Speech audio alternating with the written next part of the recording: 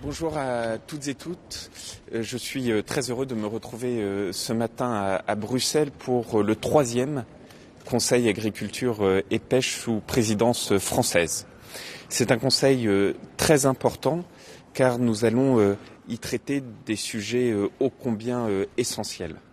D'abord et avant tout, nous allons évidemment beaucoup évoquer la situation en Ukraine, la guerre qui sévit sur le sol européen. Nous aurons d'ailleurs l'occasion de pouvoir avoir un échange avec notre homologue, le ministre ukrainien de l'Agriculture et de l'Alimentation, avec qui nous allons échanger en début d'après-midi, à la fois pour évoquer le soutien de l'Europe vis-à-vis de l'Ukraine, mais également pouvoir échanger sur la situation à l'international avec les risques que cette guerre sur le sol européen, sur le sol ukrainien, fait courir quant à l'alimentation au niveau mondial. L'une de mes craintes les plus fortes, c'est qu'à cette tragédie sur le sol ukrainien vienne s'ajouter également une crise alimentaire à l'échelle mondiale vis-à-vis de pays qui n'auraient la capacité de pouvoir faire face quant aux conséquences de la guerre en Ukraine sur les questions de l'accessibilité en blé, de l'accessibilité en engrais, de l'accessibilité en alimentation animale. Nous allons donc avoir ces échanges à la fois sur la solidarité européenne vis-à-vis de l'Ukraine, mais également, dans un second temps, sur les conséquences de la guerre en Ukraine sur les marchés mondiaux et les réponses que l'Europe doit apporter pour accompagner l'ensemble des pays. Nous aurons également un deuxième point à l'ordre du jour qui est la revue des premiers retours des plans stratégiques nationaux que la Commission européenne fera à l'ensemble des ministres, un moment attendu par beaucoup de ministres de l'agriculture et de l'alimentation au niveau européen pour être sûr que ces plans stratégiques nationaux puissent être mis en œuvre rapidement, c'est-à-dire donner de la visibilité aux agriculteurs qui sont d'ores et déjà en train de préparer les assolements venant en 2023, c'est-à-dire au moment de la nouvelle politique agricole commune. Et puis nous évoquerons également un sujet important qui est le sujet des grands prédateurs, les loups, les ours, lors d'un déjeuner informel dédié à cette question. C'est un souhait de beaucoup d'États membres que de pouvoir évoquer cette question et nous le ferons dans le cadre de ce déjeuner informel. Au-delà de ces 3 sujets principaux, nous aurons également un certain nombre de points mis à l'ordre du jour par nos collègues européens, notamment sur les indications géographiques, notamment sur les protéines. Et vous connaissez mon attachement à ce sujet que je porte avec force depuis maintenant de nombreux mois, de nombreuses années, et qui seront également évoqués aujourd'hui. Pour terminer, nous attendons également des éléments de la part de la Commission, à la fois sur les aides sollicitées dans le cadre de certains nombres de filières. Je pense à l'aide au stockage, par exemple pour les filières porcines au niveau européen, mais également les confirmations quant aux conséquences de la guerre en Ukraine sur les possibilités données par la Commission européenne, par exemple d'utiliser les jachères pour pouvoir y faire un certain nombre de productions. Les signaux sont positifs, les premiers signaux envoyés par la Commission. Donc nous attendons également la validation et la confirmation aujourd'hui par le commissaire de ces différents sujets. Et je vous en dirai donc plus ce soir là-dessus.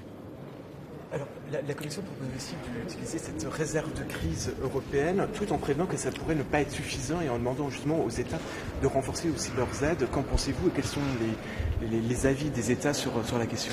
Nous allons en débattre aujourd'hui, donc je vous le dirai en détail cet après-midi, mais parmi les aides sur laquelle la Commission travaille aujourd'hui, il y a à la fois des aides de marché, par exemple la question du stockage, des aides à la production, par exemple l'utilisation des jachères, et puis également des aides de soutien, comme cette réserve de précaution que vous évoquez dans son utilisation, mais également un accord cadre, si je puis dire, un cadre rendant possible également des aides au soutien par les États membres directement au niveau national. C'est cette complétude qui est en train d'être travaillée, mais je vous en dirai plus ce soir puisqu'elle me sera présentée aujourd'hui. Et par Par rapport aux déclarations du candidat Macron la semaine dernière en conférence de presse sur le produire plus et la remise en cause de la stratégie de la ferme à la fourchette, quelle va être la position de la France aujourd'hui là-dessus? Je m'exprime en tant que président du Conseil. Vous savez, en France, on est rentré en période de réserve. Donc je me dois de m'exprimer en tant que président du Conseil quant aux déclarations du candidat ou à cette position que en tant que ministre je défends depuis longtemps. Je crois qu'elle est connue de tous. Il est possible de produire plus en protégeant plus. Ça s'appelle le progrès. J'en dirai pas plus parce que nous sommes en période de réserve et je me dois de m'exprimer en tant que président du Conseil.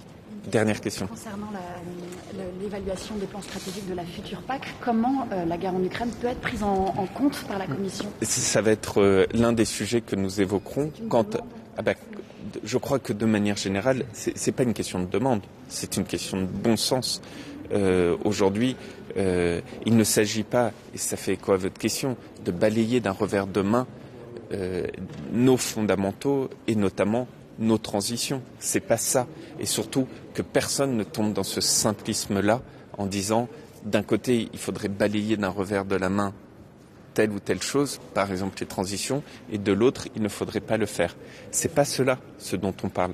Notre responsabilité est de dire on doit à la fois faire face aux transitions. Et si on veut une agriculture résiliente à l'échelle européenne, il nous faut faire ces transitions qui nous permettent aussi de gagner en indépendance. Mais il nous faut à la fois, au même moment, assumer notre rôle nourricier, assumer et donc ce volet de production, assumer en fait notre indépendance alimentaire qui, on le voit dans le cadre de la guerre en Ukraine, pour certains États membres, peut être questionnée, sans parler de nos partenaires à l'international. Et donc, il nous faut réussir à adjoindre à nos objectifs de transition un objectif d'indépendance alimentaire.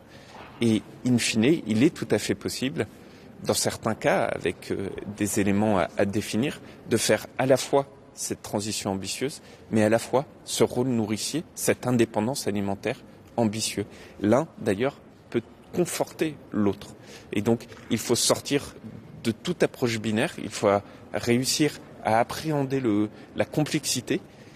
Oui, c'est complexe, à la fois de faire des transitions tout en assumant notre rôle nourricier, mais c'est pas parce que c'est complexe qu'on peut pas le faire. Et donc, au contraire, il faut l'assumer, il faut le mettre en avant, il faut dire, c'était le sens là des propos du président Emmanuel Macron en tant que président du Conseil à Versailles, qui a dit très clairement, donc en tant que président du Conseil, des chefs d'État et de gouvernement, qui a dit très clairement, eh bien, il nous faut pouvoir adjoindre cet objectif de résilience et d'indépendance et de souveraineté alimentaire. Et je crois que tout le monde le comprend dans les moments tragiques que nous vivons aujourd'hui. Donc nous en parlerons pendant le Conseil également. Je vous remercie. Merci.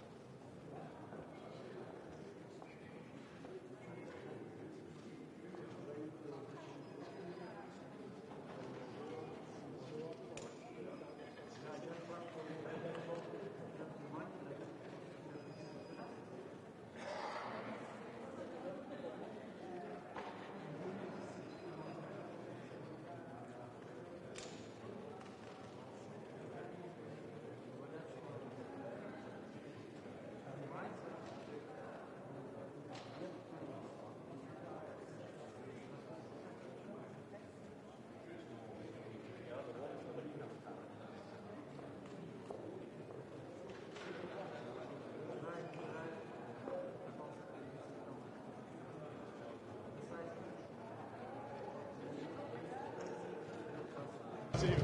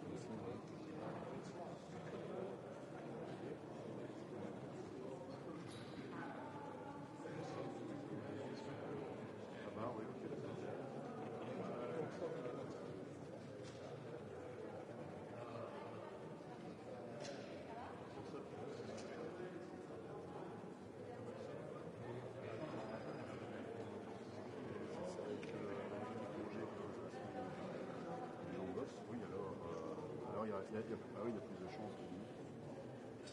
Ah oui. Donc pour le 18. Très bien. Donc confirme-moi et la change de vie.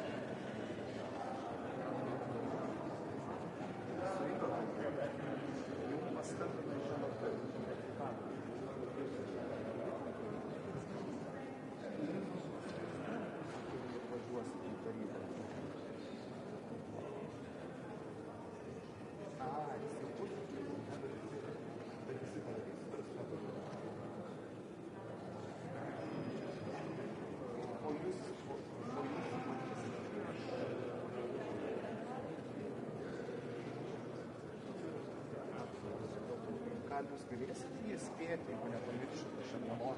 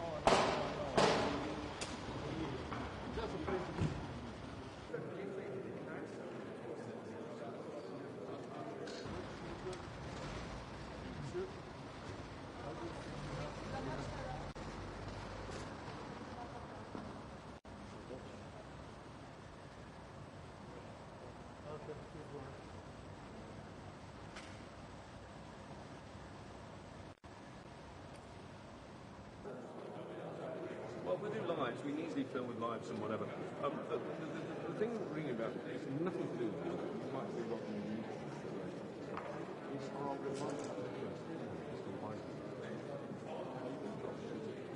we're not going to Poland.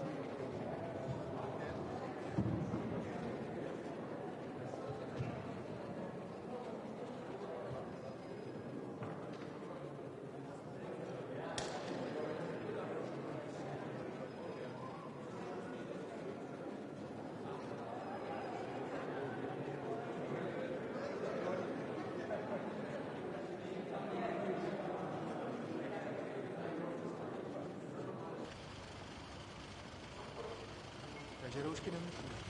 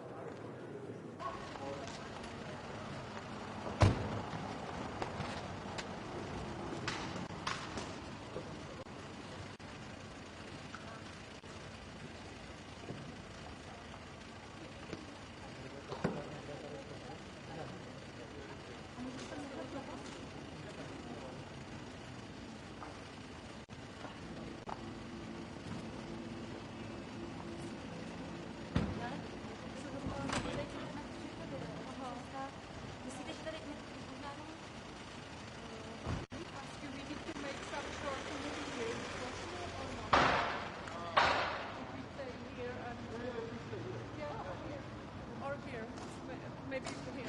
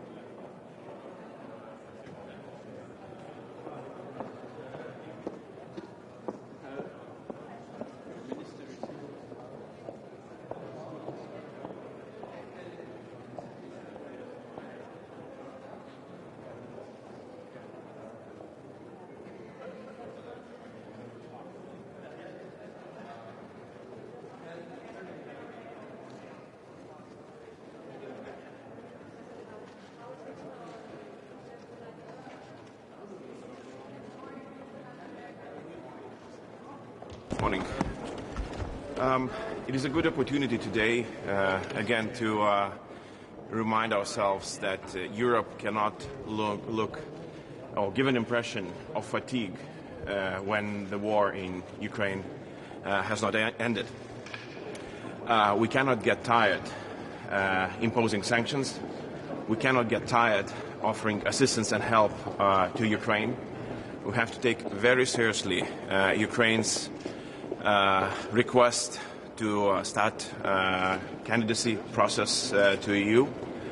And there is this feeling in the room that we would like to sit down and take a breath because the first 3 or even 4 weeks have been incredibly difficult, not to Ukraine, but to Europeans. And I think it's a very bad message to those who are actually fighting in Ukraine.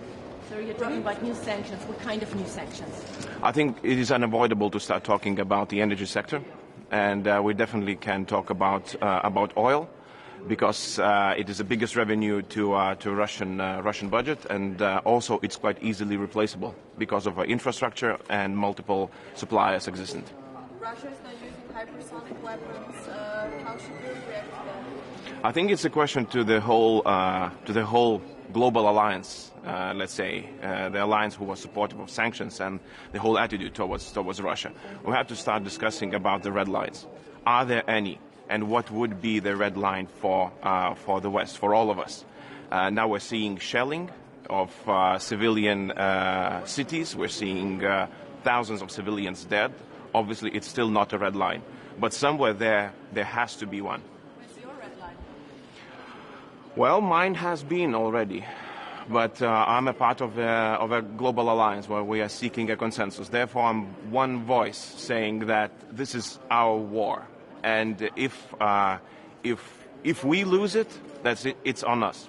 Red line means you want to intervene. I think that we have to tell Russians that we are very serious about their actions, and it's not just that we are allowing everything to go on as Putin has planned. Germany is still reluctant to commit to an energy embargo. How do you want to convince them? Well, I think that German public is doing a lot of convincing to German government, and so far they have been quite successful in that. I hope that they will continue. Can we expect this package message to Lithuania? I'm sorry? What message does Lithuania have? I think that, first of all, I mentioned some of the things that we have to be very serious about. One of the things that we also should not forget is the defense of the eastern flank. And since I'm coming from the Baltic states, I would specify that the Baltic states are in desperate need of additional attention when it comes to security and defense. We have been relying on deterrence. I think that phase should be over, and we have to rely now on actual standing defense. There's been a buildup of troops and weapons the past few weeks and months. What more do you want to see? I think we need to see more equipment, and first of all, the actual defense plans of the Baltic countries that would reflect the changed strategic reality of the region. Military assistance from Europe to Ukraine has already been processed. I mean, some parts of it. What is Ukraine still in need for at the moment? What is still going to come from Europe in terms of military equipment? There is some information that not every country that has committed to helping Ukraine has actually delivered on its promise. So that's for every country to internally review its process. What else can be done? Ukraine needs more weapons. With the weapons that were provided, Ukraine has managed to stop the Russian invasion so far, and with the will to fight. So if we're serious about giving Ukraine a chance to defend their own country, we have to be extremely serious about the weapons that we're providing. And first of all, and we're not talking about huge and very sophisticated weaponry. It's the weapons that allow to stop the tanks and then shoot down the airplanes. It's stingers and javelins. And I've been saying that, since the invasion began. Instead of hopes and prayers, I send stingers and javelins. Does Europe need a central distribution system for the refugees? I would think so, yes, because the scale of refugees is unprecedented. We haven't seen anything like it, nor in 2015, basically since the Second World War. So I think that the refugee crisis is just started.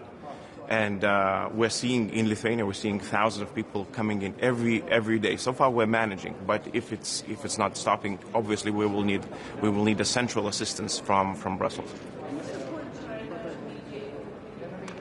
No. Well, I think that China didn't show in any way that it's choosing a right side of history. So, and I personally do not believe that there is a gray zone, a sort of a sit-on-the-fence position in this war. We have to choose a side, and I would trust those who choose the side of Ukraine. Do you have any indications that China is providing military assistance to Russia? Just that what was announced publicly. How would you react to that in case that happened? Well, that would mean that China is joining the conflict. So more sanctions for China? I would not disapprove of such a debate. Sir, come back to what you said, red line. Does it mean you want to convince your partners here on the European level to also to intervene in military terms? Look, I'm saying that we cannot avoid to have this debate. If Russia escalates with weapons of mass destruction, even in limited scale, and I'm talking about biological or chemical attack, is this still going to be a business as usual? Just what we watch over the news? I don't think so. It's the credibility of the West is on the line, and I would definitely ask my colleagues to participate in this debate, to invent new mechanisms. If a single country cannot do that, we have to push them in United Nations, in the Security Council. We have to reinvent then mechanisms that were there after the Second World War. Basically, this reality, we cannot just live with it and pretend that nothing is happening. How would you assess the readiness to talk about this? I think we're entering a stage where we will have to do it. What is your view, some suggestion of an international tribunal, not these out, but a special international tribunal that's being suggested, Nuremberg style? Mm-hmm. What is your view? It could be unavoidable to have that. Because basically we also, there is a lot of debate on who's to blame in this situation. And I personally think that there is a lot of similarity between Putinism and Nazism. That means that it's an ideology. It's a system where it has leaders, it has an ideology, it has followers, it has even a symbol. So I think that we have to have a systematic approach to the ideology, to the whole, to the Putinism itself, and it has to be assessed. And probably a tribunal could be a way to do it, a place to do it. Come back on the sanctions already adopted, how do you make sure that they're not circumvented via Turkey or Serbia? I think that for few things. First of all, political. There has to be a very clear message to every country, a third country, who would help Russia to circumvent sanctions, that the same sanctions could be applied to the country as well. And we have to be very serious about this. This is also about our credibility. Second, I think we're entering a new stage of sanctions. No country, European Union, has never had that much extent of sanctions that we do now. Therefore, we have to have maybe even an institution that would be solely devoted to sanctions question, to overseeing, implementing, executing the whole process, since the political decision is being made, all the way to seeing how it is implemented. Before that, it was quite easy when United Nations would impose that and would sanction a country somewhere far away, and it was not that difficult to follow through. Now, when a country from a Security Council is being sanctioned to the extent, and probably I would suggest even more, it should be sanctioned. I think that we need to oversee process much serious than it is now. Minister, what about supporting Georgia and Moldova on its European perspective? Because we also applied. We are supporting as well as a Lithuanian country, Lithuania, but I think that Ukraine deserves a separate track currently, due to the war that is happening. Thank you.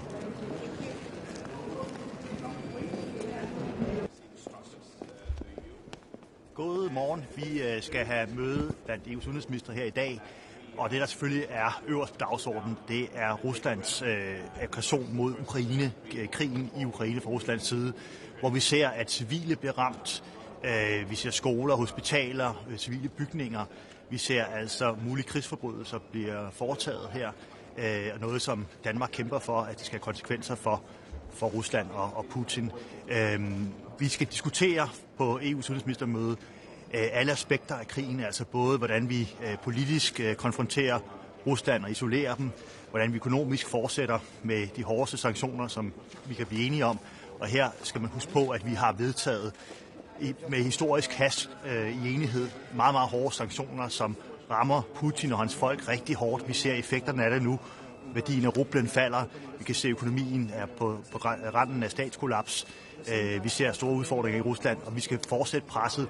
Står det til Danmark, så skal vi have hårdere sanktioner. Vi vil gerne også have sanktioneret for eksempel adgang til havne for russiske skibe i Europa. Så det er en af de ting, vi vil diskutere. Og så er der den humanitære hjælp og hjælpen til Ukraine, rigtig vigtigt. Og der er selvfølgelig også sikkerhed som sådan. Altså vi har jo sikkerhedspolitik tilbage i hjertet af Europa. Så det er hoveddagsordenen på mødet i dag. Det er, hvordan vi i EU kan holde det momentum, vi har, enighed, også med vores partnere over Atlanten, USA, Canada, Storbritannien og videre ud i verden. Men også hvordan vi kan bruge EU-samarbejdet til at lægge pres på lande i hele verden for at tage stilling og sige, at det er vigtigt, at de er på den rigtige side af historien. Den aggression, som Rusland har lavet her i Europa mod Ukraine, er selvfølgelig en aggression, som er en grov underminering af al international lov og ret, folkeretten, FN-charteret. Vi skal reagere med alt, hvad vi kan, og vi kræver af lande i hele verden, som også samarbejder med EU, at de tager stilling til fordel for folkeretten og for ukrainske folks fred og sikkerhed. Så det bliver en vigtig dagsorden, som vi har i dag.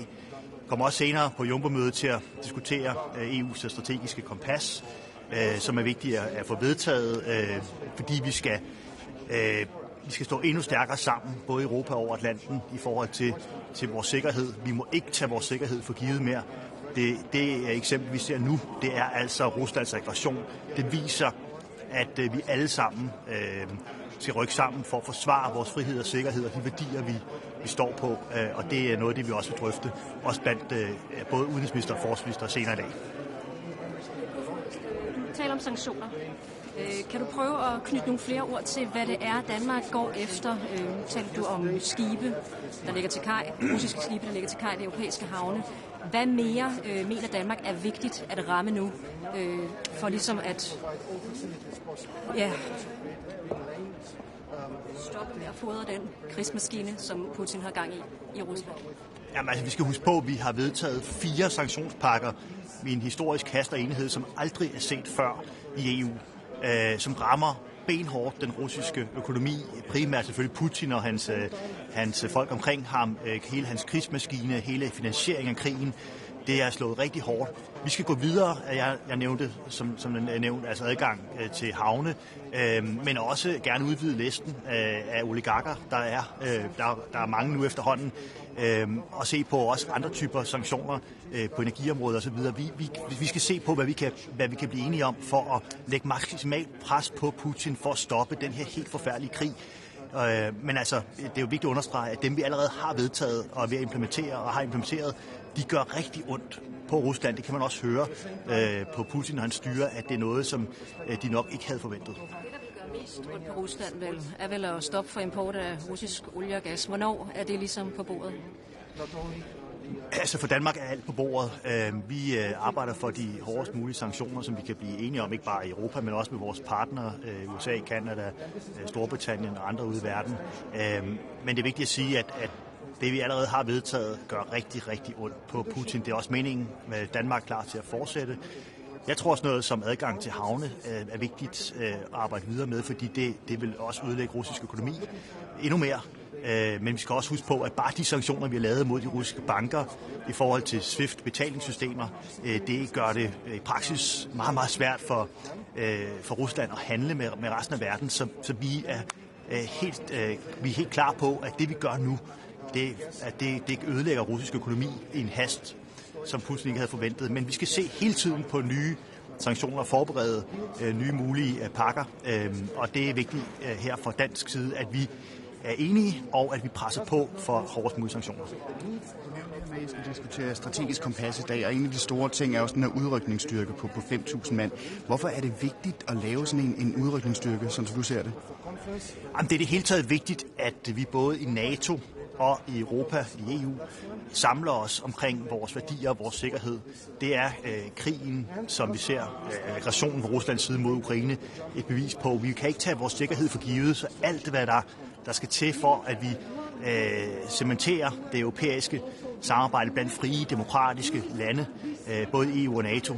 Det støtter vi, og derfor skal Danmark også være helt og fuldt med i EU's forsvarssamarbejde. Vi skal ikke være det eneste land af de 27, som står udenfor. Vi skal være med, når vi former fremtidens sikkerhed, fordi det i sidste ende handler om danskernes tryghed og sikkerhed. Det handler om, at vi sammen med vores naboer kan være det bedste bolværk mod autokrater og diktatorer som Putin. Folk, der med magt, som vi ser, med krig, med aggression, forsøger at ødelægge vores europæiske sikkerhed. Hvad skal den udrykningsstyrke kunne? Er det den EU her, som også bliver talt så meget om derhjemme? Nej, altså der findes jo ikke en NATO her eller en EU her. Det er jo sådan en myte. Men det, der findes, det er samarbejde mellem selvstændige lande, som både i NATO og EU-sammenhæng kan være med til for eksempel at lave militær træningsmission. Vi var ved at planlægge en sådan i Ukraine, inden krigen og aggressionen på Ruslands side kom. Så nogle ting skal vi kunne, fordi vi skal kunne tage vare på vores egen sikkerhed i Europa. Det forventer amerikanerne også, at vi er med til at løfte i højere grad, så vi cementerer et stærkt transatlantisk samarbejde mellem USA og Europa, og vi også tager mere ansvar på os selv. Og det er nogle af de forslag, der ligger på bordet. Og det at få et strategisk kompas fra EU's side, som komplementerer det, vi laver sammen med amerikanerne, det er med til at løfte vores allesammens sikkerhed. Flere penge til våben til Ukraine, er det også på bordet i dag? Ja, altså alt er på bordet fra dansk side. Vi ønsker, som sagt, både altså politisk, økonomisk, humanitært, sikkerhedsmæssig hjælp til Ukraine. Alle aspekter vil jeg drøfte med mine kolleger i dag. Så ja, vi vil gerne være med til at støtte videre. Det er vigtigt for at stoppe Putin. Det er vores allerklareste mål. Tak. Ja. Standing here? Okay. Well, we are going to have a meeting among the foreign ministers in the EU. And of course, top of the agenda is the Russian aggression and war in Ukraine, where we see indiscriminate actions from Russian side, military actions against civilians, schools, hospitals. We see that civilian buildings are attacked, civilians are attacked. This is possible war crimes, and it has to have a consequence. And we also see that Russia and Putin is continuing bombarding cities in Ukraine, and I would condemn this with my absolute strongest words that I can possibly find. We also have to discuss how we can support Ukraine even further, politically, economically, with humanitarian aid, security-wise. Everything is on the table, so we can ensure that we will do what we can to stop Putin and his aggression against Ukraine. And also sanctions. It's important with economic sanctions and continuing along that track. The speed, the pace of sanctions, the depth of sanctions against the Russian economy, against Putin and the oligarchs, against the war machinery has been without precedence in the EU. We have been able to adopt sanctions. We would also from the Danish side support the most possible, strongest sanctions that we can agree upon, including also, for example, access to seaports or overland for Russia and Belarusian transportation, but also other type of sanctions. We are ready to look at doing more because we need to stop this aggression. And we also are going to discuss how EU can use its global economic weight and political importance to ensure that countries in the rest of the world, third countries, will choose the right side of history, that they join us in condemning Putin's war against Ukraine, that they would sign up for political isolation of Russia, and they also would work with us to confront Russia and stop the war in Ukraine. How we can do that from the EU side with our common foreign security and defense policy is a very important topic as well. And then finally, we're also going to discuss the strategic concept of the European Union, and this is important. We need to be able to work closely together, more closely together on European security in Europe. This is something that our friends across the Atlantic, US and Canada, is expecting of us, and where we do it in a strong transatlantic cooperation, where we strengthen NATO, we strengthen EU, and the cooperation and complementarity between NATO and the EU.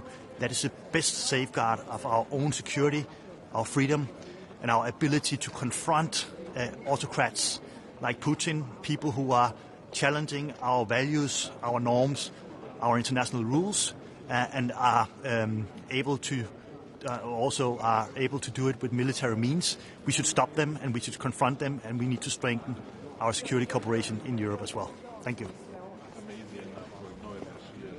Good morning, Mr. Borrell. Good morning. How are you? Well, today is going to be a very long day.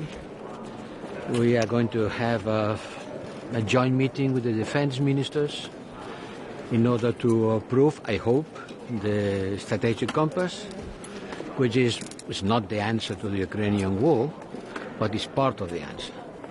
We have been working on that for 2 years, and when we started working, we couldn't imagine that at the last moment of approval, the situation would be so bad, and Europe were going to face such a big challenge. That's the moment to rethink about the future of European capacity to face challenges like war. That's why the European Union member states will have to increase their military capacities, do it in a coordinated manner, as responsible for the common security and defense policy. We will be working in order to make us stronger military and use our capacities in a more coordinated way. We are going to continue providing support to Ukraine, a second tranche of the European Peace Facility, providing more financial support. We are going to have a meeting with the Foreign Affairs Minister of Moldavia. Moldavia providing incredible support to the Ukrainian refugees. And then we will have a video conference with the Defense Minister of Ukraine. We'll talk about the war situation. Russia is really doing a lot of war crimes. That's the word. We have to say that. What's happening in Mariupol is a massive war crime, destroying everything, bombarding and killing everybody in an indiscriminated manner. This is something awful. We have to condemn in the stronger terms. This is a war crime, a massive war crime, what's happening in Mariupol. The city will be completely destroyed and people are dying. We will continue working and supporting Ukraine with all our resources. We'll continue talking about what kind of sanctions we can think again more, especially related with energy. And we will see from the Defense Minister of Ukraine which is the situation there, how we can continue supporting them. Sir, to say about sanctions on energy, there's been an oil embargo. And if I may, a second question, Mr. Landsbergis says we have really taken into account, as you mentioned, war crimes, and talk about interfering with like military troops. What's your opinion on that? The ministers will discuss about that. And the oil sanctions? The ministers will discuss about that. Russia is now using hypersonic weapons, which makes the defense extremely difficult. Yes, they are. What does it change now for the situation? Yes, they are. Yes, they are. Well, this is Russia is using all the military capacities. The problem is that using military capacities against the civilians. It's not a war. It's a massive destruction of a country without any kind of consideration for the law of war, because the war has also law. And it's very important to say that legally, the international court has already condemned this invasion. Morally, they have lost any kind of ground, because what they are doing is completely out of any kind of law that rules the war. It's not a war, it's a destruction of people who are suffering incredibly, and Russia, Putin, deserves the stronger condemnation of the civilized world. Thank you. another topic what you think about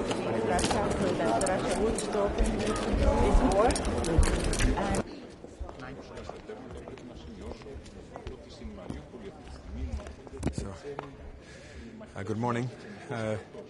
Today I think is another important day to show EU unity and resolve in the face of Russian aggression in Ukraine. We've seen another night of shelling, and of course we've seen the extraordinary human misery continuing to unfold in the city of Mariupol and other Ukrainian cities. So I think what you'll get today from ministers of both foreign affairs and ministers for defence is strong unity and resolve. From an Irish perspective, we would like to see the sanctions that have been agreed so far further intensified and added to. We would like to see a collective decision to extend the use of the European Peace Facility beyond what's already been agreed. And of course, we would like to see a collective effort from the European Union to respond to the extraordinary human challenges of mass migration from people fleeing Ukraine into European countries and indeed into Moldova, to ensure that all European countries are participating and contributing to supporting Ukrainians at their time of need. So this is an important meeting, and I think again you see Russian aggression resulting in the European Union acting together. And I think whether we make decisions today or move towards decisions that can be made at the European Council meeting at the end of this week, one way or another, I think you'll see very strong unity and resolve from all countries working together again today. You talked about intensifying sanctions. What can you do now? The energy sector? Yeah, I mean, certainly from an Irish perspective, we are open to that. We think that is appropriate.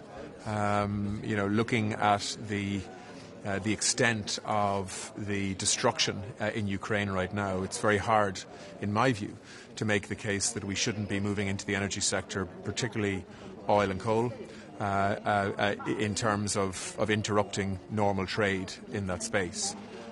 So yeah, Ireland is very open to that. There's some calls for an international tribunal, not the International Criminal Court, but a special, some say Nuremberg-style tribunal to be set up because of the crimes being committed. What's Ireland's view on that? Yeah, I mean, we're open to that. I mean, we're a big supporter of the ICC, of the International Criminal Court, but we also recognise that Russia doesn't recognise the jurisdiction of the ICC. So it'll be very difficult for Karim Khan and his colleagues in the International Criminal Court to actually bring a conviction. Obviously, they can gather evidence, but to take that to court and secure a conviction may be difficult, although we want to support that process. But we are certainly open to other mechanisms in terms of accountability for the atrocities that are taking place in Ukraine right now. In many ways, this is the first global war that is being played out on social media, where people see images happening live, and they're outraged by it. And this is driving a fury across the European Union within the public as to why can't we stop this through political and diplomatic intervention, but also they want people held to account for the decisions that have been taken and the brutality that we've seen. So for all of those reasons, we are very open to whatever mechanisms will work in terms of securing accountability for the decisions that are currently taking place in Ukraine. Okay, thank you.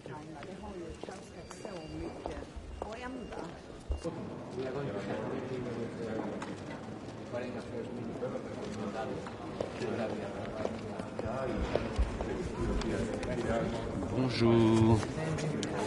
Nous avons un emploi du temps et un ordre de jour extrêmement chargé aujourd'hui, mais je voudrais surtout souligner un point qui me paraît majeur. D'autant plus majeur qu'il y aura ce soir le forum humanitaire européen. Le point majeur, c'est qu'il faut que nous prenions à bras le corps l'enjeu de la sécurité alimentaire mondiale. Parce que on connaît l'ampleur des productions en céréales, en particulier d'Ukraine et de Russie, et on voit les conséquences de la guerre. l'impossibilité de récolter, l'impossibilité de semer, l'impossibilité d'exporter. Ce ne sont pas les sanctions qui aboutissent à des graves dysfonctionnements de la sécurité alimentaire mondiale, c'est la guerre. Parce qu'il n'y a pas de sanctions alimentaires, aucune. C'est la guerre qui empêche et c'est la guerre qui, demain, entraînera des risques de famine. Donc il faut que nous prenions en charge cette nouvelle donne, rapidement, non seulement nous les Européens en unifiant nos efforts, mais aussi nous les Européens avec les agences internationales et avec l'ensemble de nos partenaires, y compris les ONG, pour éviter qu'en plus de la guerre, il y ait une crise alimentaire mondiale qui pourrait être gravissime. Merci.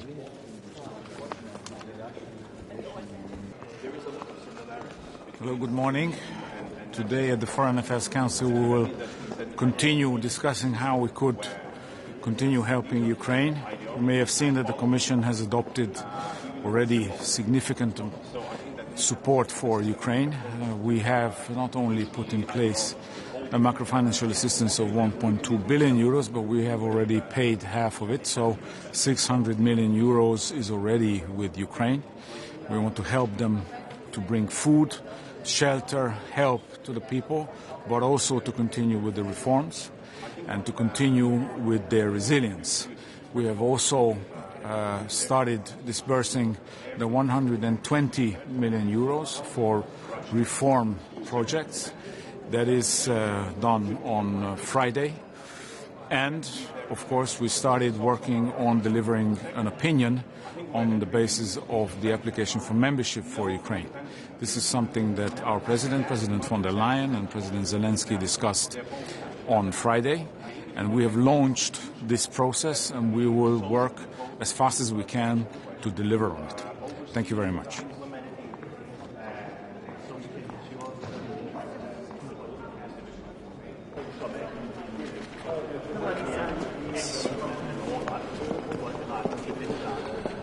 The main topic of today's Foreign Affairs Council will be situation in Ukraine.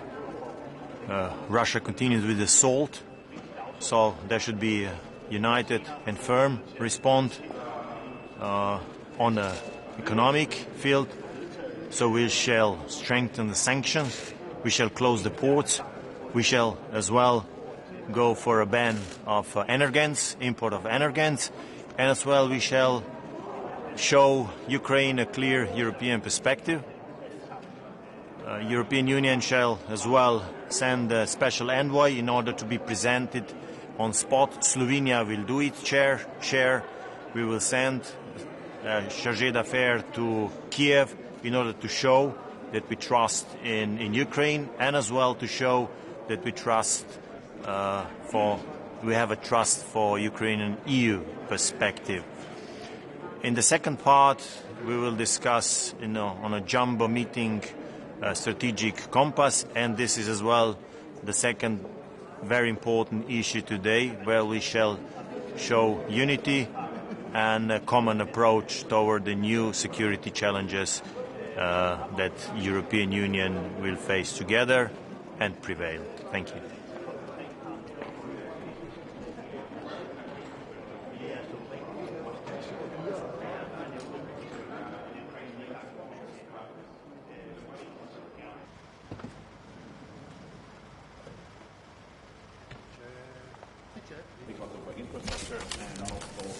Good morning.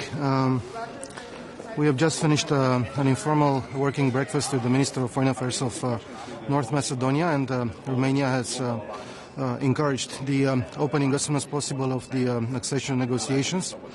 At the same time, for us today, the most important topics on the agenda are, of course, the Russian aggression against Ukraine and the discussion with the Foreign Minister of the Republic of Moldova, Mr. Nicu Popescu. On Russian aggression against Ukraine, we are monitoring with great attention the ongoing discussions between the Russians and the Ukrainians regarding the settlement of the conflict. But for that to be resultative, it needs the immediate cessation of the military activities by Russia in Ukraine. And we call on Russia to stop its military aggression and to evacuate its troops from the territory of Ukraine. At the same time, we condemn the loss of civil lives and the attacks of Russia against civilians and civilian objectives. Today we have to discuss about what other measures we can take in order to support Ukraine. And for that, I think we have to be available and very much open to adopt new sanctions against Russia. At the same time, it is important to see what we can do in terms of combating the war propaganda and disinformation which is done by Russia in Ukraine and about the conflict in Ukraine. We also have to see what we can do in order to isolate more Russia in international fora. And for that, I welcome the adoption today, or the endorsement today, by the ministers of the principles on Russia and Belarus in multilateral fora. I think it's important to work together more in order to isolate Russia on international arena. And last but not least, it's important to cope with the humanitarian situation and the waves of refugees. Romania, as the EU member state with the longest border with Ukraine, is trying to cope with this situation.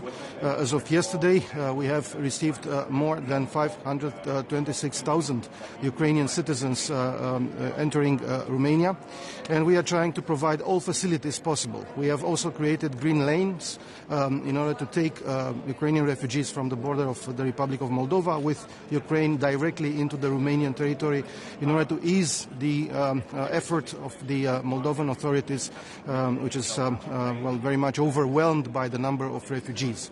At the same time, it's very important to see how we can help more the Republic of Moldova. We have organized a hub in the northern part of Romania in order to collect and transfer humanitarian assistance not only to Ukraine but also to the Republic of Moldova. We have sent in-kind assistance to the Republic of Moldova. As I mentioned, we are taking refugees, but it is important that more effort should be done by the EU and by the EU member states in order to provide financial assistance and to take some numbers of refugees from the Republic of Moldova into the European Union member states. At the same time, we need to discuss about the European perspective of the Republic of Moldova. Romania supports the accession of the Republic of Moldova to the European Union, not only the accession of Ukraine and Georgia. All three countries deserve the membership in the European family, and this is not just a circumstantial request by, for instance, the Republic of Moldova. The leadership in Chisinau is very much committed towards the reform processes, to the democratic reform processes, and to the European path. So I'm looking forward to the discussion today with the Foreign Minister of the Republic of Moldova, Mr. Nicu Popescu. We have to help them also as far as energy security is concerned, and we are working together with them in order to find alternative sources of energy. We are also available to host on our territory gas, storage in our storage capacities, gas from the Republic of Moldova, and to even build on medium term a gas storage capacity of the Republic of Moldova on the territory of Romania. Last but not least, because of the need for more help for the Republic of Moldova, we are supporting the organization on the 5th of April in Berlin, together with our German and French colleagues, of a conference in support of the Republic of Moldova in order to create a Moldova support platform and to stimulate more support for this country. And last but not least, I'm looking forward to the debate during the Jumbo meeting with the Ministers of Defense on the strategic compass. Thank you so much. One word about also Georgia. You mentioned, but will it support these three countries together?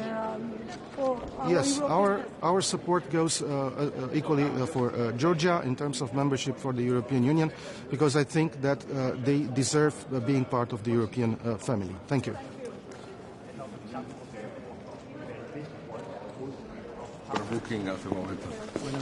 ¿Qué tal? Buenos días. Buenos días a todos ustedes.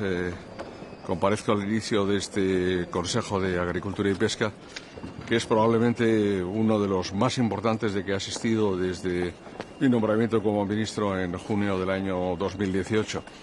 Efectivamente, hoy se va a hablar de las consecuencias económicas de la guerra en Ucrania, entre otros temas, y evidentemente de las respuestas que va a dar la Comisión Europea ante ello. Hace unos días en el Consejo Informal de Versalles se hablaba de abastecimiento alimentario, de suficiencia alimentaria. La Comisión Europea sabemos que pasado mañana, miércoles, aprobará una comunicación justamente sobre el tema del abastecimiento alimentario. Este es un tema que está al orden del día y es fundamental. Y en este contexto la discusión de hoy y el Consejo de hoy es particularmente importante. Son 3 los puntos que atrae la atención de España. El primero se refiere efectivamente al tema de las consecuencias de la invasión rusa de Ucrania y la respuesta que le damos desde el punto de vista comunitario y cómo afecta en nuestro mundo agrario y ganadero. La segunda se refiere a los planes estratégicos y la primera discusión general sobre la aprobación de los mismos. Y en tercer lugar, esta tarde tendrá lugar, a petición de España, con apoyo de 12 Estados miembros, una discusión sobre la respuesta de la Comisión Europea ante el incremento de los precios del gasóleo en el sector de la pesca. En el primer punto, el relativo a las consecuencias de la guerra en Ucrania, lo primero que tenemos que hacer es un deber de solidaridad. Es evidentemente el que consigamos alimentar a toda la población ucraniana. Es un deber de solidaridad europeo y en ello estamos todos los Estados miembros y la comunidad internacional. Y en lo que respecta a los mercados mundiales, ustedes lo han apreciado, no solo se ha producido un incremento de precios en los mercados del petróleo y del gas, sino también de materias primas, en particular de los cereales y las oleaginosas, y también de los fertilizantes. España, en el Consejo Extraordinario que celebramos los ministros justo después del comienzo de la guerra, el 2 de marzo, planteó una serie de reivindicaciones que prácticamente están siendo la tabla de trabajo, los temas de trabajo que está planteándose la Comisión Europea y sobre los cuales discutiremos hoy. El primero, facilitar las importaciones de países terceros para lograr el mejor abastecimiento de la alimentación ganadera. Somos el primer país de Europa fabricante, de la Unión Europea fabricante de piensos. Por tanto, este es un elemento fundamental. El pasado viernes, el viernes de la semana anterior, hace 10 días, logramos ya que la Comisión Europea nos diera autorización a los Estados miembros para ajustar determinados requisitos técnicos para la importación y en ese sentido, tanto lo que se refiere al aprovisionamiento, particularmente de maíz, está ya asegurado, según nos indica el propio sector. Tenemos stock suficiente y además se han hecho compras que nos permitirán abastecer a la industria de piensos. Esto es, evidentemente, con precios superiores a los anteriores. Piensen ustedes que en estos momentos la colza cotiza muy por encima de los $600 la tonelada, el trigo a más de $400 la tonelada y el maíz a más de $350 la tonelada, es decir, estamos con unos precios muy altos. Pero la buena noticia es el aseguramiento. También el aceite de girasol se están buscando fuentes alternativas de compra y, por tanto, yo creo que es una buena noticia. El segundo elemento es la movilización de las ayudas directas que puedan establecerse respecto de los sectores más afectados por la guerra. Artículo 219 de la OCM de Mercados Agrarios. La Comisión Europea ha puesto sobre la mesa 500 millones de euros para el conjunto de la Unión Europea que podrán ser aumentados por los Estados miembros. Sobre ese tema vamos a discutir hoy. Igualmente vamos a discutir en relación con la petición que España y otros países hacemos para poder utilizar fondos del FEADER para ayudas directas también de los sectores más afectados. Igualmente sobre la petición de incremento de los pagos de la PAC del próximo mes de octubre en relación con esta situación y la flexibilización de las condiciones de aplicación. Y último aspecto, pero no menos importante, la autorización que podamos utilizar barbechos y superficies de interés ecológica en producciones suplementarias, especialmente estoy pensando, pues evidentemente, en cereales y oleaginosas. Además de ello, es muy posible que la Comisión ponga sobre la mesa alguna medida de almacenamiento privado en el sector porcino. e igualmente que se establezcan, y estamos de acuerdo, algunas obligaciones respecto de la comunicación desde el punto de vista de las reservas estratégicas de elementos fundamentales de cara al funcionamiento de los mercados agrarios. El segundo punto, el punto de los planes estratégicos, también es un punto muy importante. ¿Por qué? Porque es la primera discusión que tenemos después de que España presentara el 29 de diciembre su plan estratégico. Solo hay un Estado miembro que aún no lo ha hecho, que aún no ha presentado, Bélgica. El resto, todos hemos presentado los planes estratégicos y es una primera oportunidad para discutir temas técnicos. Hay una valoración cuantitativa, pero también tendrá que hacerse cualitativa de los planes y también para ajustar estos planes a la realidad del momento actual, es decir, del momento de la guerra y de la suficiencia alimentaria. Y finalmente vamos a discutir a instancias de España lo relativo a la activación del artículo 26 del Reglamento del Fondo Europeo Marítimo y de la Pesca y la Acuicultura para poder compensar a la industria pesquera y también a la industria de la acuicultura en relación con los costes suplementarios derivados del incremento del precio de los carburantes. Piensen ustedes que el sector pesquero se sitúa en una horquilla en su coste de gasóleo entre un 23 y un 25% habitualmente, que en este momento está al 50% y evidentemente necesita un apoyo para poder faenar y tener condiciones de rentabilidad que sean suficientes. Estos son los temas fundamentales, un consejo muy importante. Trataremos de mantenerles informados a lo largo del día de las conclusiones en los diversos puntos sobre el mismo. A su disposición. Tras la manifestación de ayer en Madrid, no sé el Gobierno qué intención tiene de hacer con esas reivindicaciones, se va a movilizar aún más. Continuar trabajando, porque evidentemente yo creo que lo de ayer fue, yo lo venía diciendo ya, una manifestación lógicamente, de la preocupación del mundo de agricultores y ganaderos por el incremento de los costes en tiempo reciente. Esta manifestación se había ya fijado la fecha en otoño pasado, pero las circunstancias actuales, el incremento de precios, lógicamente, ha hecho que tuviera un significado más importante. Yo quiero significar que, evidentemente, el Gobierno, como siempre, está dispuesto a trabajar con el sector y con el conjunto de la sociedad. Tenemos la ley de cadena alimentaria, tenemos la mejor dotación de fondos europeos de la historia y ahora se trata, evidentemente, de que nos pongamos de acuerdo, de trabajar juntos. Me parece que es fundamental el mensaje de unidad y de arrimar el hombro.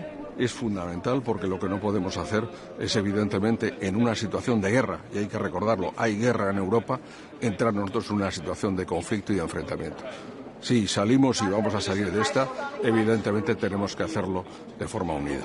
Ministro, precisamente esta sería la segunda semana de paro de los transportistas. Al final el problema de los transportistas del carburante está íntimamente relacionado con el que está sufriendo el sector primario, tanto en el campo como en el mar. Hoy hay reunión precisamente, si no me equivoco, de la vicepresidenta económica con los transportistas. ¿Qué medidas podría tomar España, el Gobierno de España, al margen de las que se puedan aprobar aquí en Bruselas? Vamos a ver, yo creo que el presidente del Gobierno lo ha dicho de forma muy clara, hay una hoja de ruta. Estamos trabajando tanto en los temas energéticos a nivel de Consejo y a nivel de Consejo Europeo. Por eso la ronda de encuentros hoy se encuentra con el presidente Macron y posteriormente con el primer ministro belga y con el presidente del Consejo. Yo creo que es una muestra de la voluntad del Gobierno de España por llegar a acuerdos que sean positivos desde el punto de vista de la regulación energética. Y evidentemente, aparte de esto, estamos planteándonos y estamos estudiando en el seno del Gobierno aquellas medidas de apoyo que, basadas en las decisiones europeas, puedan ser más eficaces. Lo he mencionado hace un momento en relación con el sector agrario, también con el sector pesquero. Todos ellos son ejemplos concretos en relación con este tema. Sobre el sector pesquero, precisamente comentaba usted que van a activar o van a solicitar la activación del artículo 26 del Fondo Marítimo de Pesca y Acuicultura. El problema es que la Comisión Europea no ha acelerado o adelantado los trabajos que podrían ser trámites legales para acelerar la entrega de esas ayudas. ¿Cómo valoran usted lo que podría ser una pasividad del comisario de Pesca al respecto? ¿Está dejando de lado? Yo sinceramente, hoy voy a plantear el punto y voy a escuchar a la Comisión Europea. Y espero que la Comisión Europea, en una situación extraordinaria como esta, sea capaz de dar una respuesta extraordinaria. Por tanto, reservo mi opinión hasta escuchar a la Comisión. Y yo espero y deseo, porque las circunstancias son extraordinarias, que sea efectivamente positiva, ¿no? Señor ministro, y en su vuelta a España, cuando se reúne el miércoles con el sector pesquero, ¿qué espera trasladarles que salga de aquí esta reunión? Bueno, es fundamental lo que la discusión que tiene lugar hoy y evidentemente la que estamos llevando a cabo internamente en el seno del Gobierno para tener en cuenta que aquellos sectores más afectados, estamos hablando del sector transporte, estamos hablando del sector agrario, estamos hablando del sector pesquero, de qué modo articular las ayudas de forma más efectiva. Esta mañana comentaba, hay pues mucha gente que está con un gran sentido de urgencia y yo lo entiendo. La preocupación existe y existe entre los profesionales, pero al mismo tiempo hay que recordar que las medidas adoptadas por Francia hace unos días entrarán en vigor el próximo 1 de abril. Es decir, que hace falta un tiempo para elaborar bien las medidas y que sean realmente una respuesta eficaz frente al momento actual. Por tanto, yo hago una llamada sinceramente a la calma, a la reflexión y, como decía hace un momento, a la unión. Este no es momento de conflicto. Este es momento de tender puentes e intentar que todos juntos podamos responder positivamente a ello, ¿no? La segunda pregunta era que, bueno, el combustible a 5 céntimos, de cara a esa reunión del miércoles, bueno, usted está hablando varias veces de que no va a haber desabastecimiento, pero bueno, va a haber falta de pescados.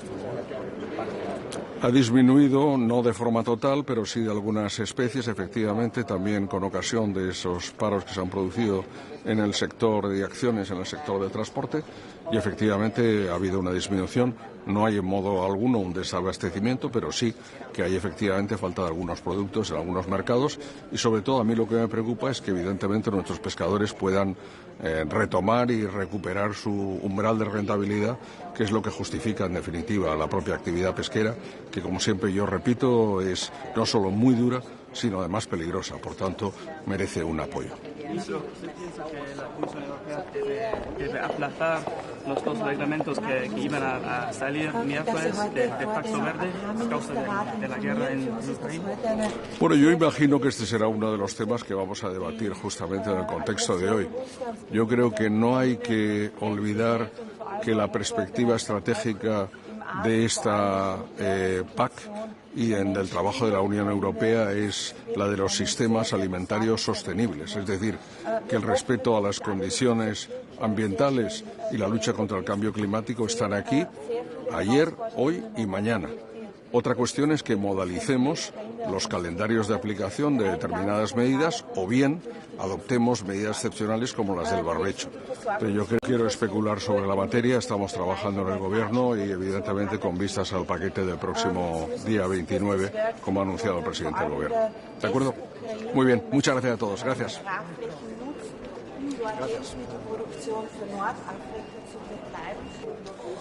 So good morning. If I first start in English, it has been very crucial how European Union has mobilized support to Ukraine and all what we have been doing and what we will do has been very effective, and it's important that the unity of the European Union has been maintaining. We see also devastating humanitarian situation now in Ukraine, cities like Mariupol and others which are surrounded and attacked. We of course have to do our utmost to help on the humanitarian sector as well. And finally, it's very important that we support now Ukraine on the peace talks, possible ceasefire talks and peace talks, and the more we can channel support to Ukraine, the better position they have also in possible talks with Russia. Millaisia odotuksia päivän kokoukselle teillä on? No, tänään on varmaan semmoinen tärkeä päivä sen osalta, että saadaan päivitystilanteeseen eri maiden näkemykset siitä, miten ihan sotatapahtumat Ukrainassa etenee, mutta ennen kaikkea humanitaarinen tilanne siellä huolestuttaa. Oli viikonloppuna yhteydessä myös kansainvälisen punaiseen ristiin, muun muassa Mariupolin tilanteesta kysyen, mitä vielä voimme tehdä enemmän, miten voimme auttaa. Ja olen myös ollut Turkkiin yhteydessä näistä rauhanneuvotteluista. Turkkihan on ollut yksi niitä maita, joka on tukenut voimakkaasti tulitaukoneuvotteluja ja mahdollisia rauhanneuvotteluja Venäjän ja Ukrainan välillä. Ja tietysti mitä enemmän pystymme täältä Euroopan unionista kanavoimaan apua Ukrainalle, sitä vahvempi Ukrainan tilanne on myös kaikkia neuvotteluja ajatellen. Miten konkreettista apua nyt Ukrainalle voidaan antaa? Miten tämä rauhanrahaston käyttäminen esimerkiksi etenee? No, rauhanrahasto on yksi asia, joka tänään on pöydällä ja odotetaan tietysti, että se vietäisi päätökseen tämän Euroopan rauhanrahaston lisäys, jota on suunniteltu. Suomi on sitä tukenut ratkaisua, että Euroopan rauhanrahaston koko tuplattaisiin ajatellen Ukrainaa, eli nostettaisiin lisä 500 miljoonalla eurolla, jolla voitaisiin kanavoida myös sitä kautta lisätukea Ukrainalle. Entäs tämä transatlanttinen yhteistyö? Presidentti Joe Biden on tällä viikolla Euroopassa. Onko odotettavissa, että tämä toisi jonkunlaista käännekohtaa näihin? No, Bidenin käynti Euroopassa on varmasti hyvin tärkeä sen suhteen, että Biden pystyy varmasti vahvistamaan NATO-maiden yhteenkuuluvuuden tunnetta ja myöskin ihan tätä fyysistä tukea, jota NATO-maille yli Atlantin kanavoidaan. Monet maat ovat huolissa omasta turvallisuudestaan tässä tilanteessa. Baltian maiden Puolan osalta varmasti Bidenin vierailu on tärkeä. Ja sitten tämän transatlanttisen viestin tuominen Eurooppaan, että teemme yhteistyötä, läheistä yhteistyötä Yhdysvaltojen ja Euroopan välillä tässä Ukrainan tukemisessa. Entä onko lisäpakotteiden luvassa? Mitä siitä keskustellaan tänään? No, tämä on varmaan sellainen keskustelu, jota käydään täällä tänään, kuinka tehokkaita pakotteet ovat tähän mennessä olleet ja mitä mahdollisesti vielä tarvitaan. Tässä on varmasti tärkeää, että sellaiset mahdolliset aukot, jotka huomataan pakotteissa, niitä korjataan nyt ja myöskin on erittäin tärkeää, että Valko-Venäjään kohdistuu myöskin riittävästi painetta tässä tilanteessa. Ja tietysti teemme kaikkemme sen estämiseksi, ettei Valko-Venäjä täydellä voimalla liittyisi tähän sotaan. Tänään keskustellaan myös strategisesta kompassista. Millaisia muutoksia siihen on tulossa? No, strategisen kompassin on nyt viime hetkellä otettu tavallaan tätä tilannekuvaa, mitä Venäjän hyökkäys Ukrainaan merkitsee Euroopalle ja millaisia uusia turvallisuusuhkia tämä voi meille tarkoittaa. Ja kyllähän tässä taustalla on myöskin tämä epätavanomaisten aseiden käytön riski, niin kemiallisten aseiden kuin jopa sitten taktisten ydinaseiden käytön riski. Tämä Ukrainan tilannehan tuo aivan uusia pelkoja myöskin näiden uusien asetyyppien suhteen. Kiitoksia. Jag skulle vilja säga att man märker nu att de här stora paketen, vi har tagit 4 stora paket plus vid sidan om det, så att säga, stödet till vapen och militärt materiel, så blir det svårare och svårare. Och det är därför det är så viktigt att vi håller på EU-enigheten så att inte enskilda länder tar enskilda beslut. För det är just det att vi har lyckats hålla samman som har varit vår största styrka. Tror du att det man pratar om nu är att man kanske inte kan rikta sanktioner mot gasen men kanske oljan i alla fall? Är det ett alternativ? Från svensk sida så har vi ju hela tiden sagt att för oss så ser vi gärna att man stoppar import av gas och olja. Samtidigt så inser ju jag att det är lätt för oss att säga som är nästan nere på 0 när det gäller import av olja och har ungefär 2% när det gäller import av gas och i princip 0 när det gäller det som man behöver till kärnvapen, medan andra länder har uppemot 20% av gasimport. Så för svensk sida så säger vi ja, men vi förstår naturligtvis att eftersom det inte drabbar oss särskilt mycket så är det mycket lättare för oss än för andra länder att kräva det. Kan det vara lättare att komma fram, alltså för att nå konsensus bland medlemmarna på oljeområdet, oljeprodukter och flygfotogen och allt? Vi förstår Tysklands bland annat problem med gas. Jag tror gasen är svårast. Kan vi hoppa ett steg bara så får vi komma bättre? Så kan du fortsätta med det? Det är väl bara så vi får ja, Biden kommer i veckan här. Vad tillför hans besök? Det viktigaste med Bidens besök, det skulle jag säga, är att vi visar den starka enigheten transatlantiskt. Alltså, och här har vi ju EU, USA, men vi har också Japan, Schweiz, Balkan och vi tackade just Nordmakedoniens utrikesminister att trots att vi inte står upp för våra löften att starta förhandlingar med Nordmakedonien så väljer de att vara helt med EU när det gäller sanktionerna, vilket är en stor sak. Men vi ska inte vänta oss några stora nya beslut då när Biden är här? Jag tror ju man kan komma fram möjligtvis med något. Sverige har ju lagt flera nya förslag på bordet när det gäller till exempel att lista oligarker och så vidare. Men det viktigaste är att visa enigheten. Sen så är det ett annat väldigt viktigt beslut som fattas idag. Och det är den så kallade strategiska kompassen. Det har varit tidvis svåra förhandlingar i 2 år om hur vi ska flytta fram positionerna när det gäller säkerhets- och försvarspolitik i EU. Efter lunch kommer alla EUs utrikes- och försvarsministrar att slutligen fatta detta beslut.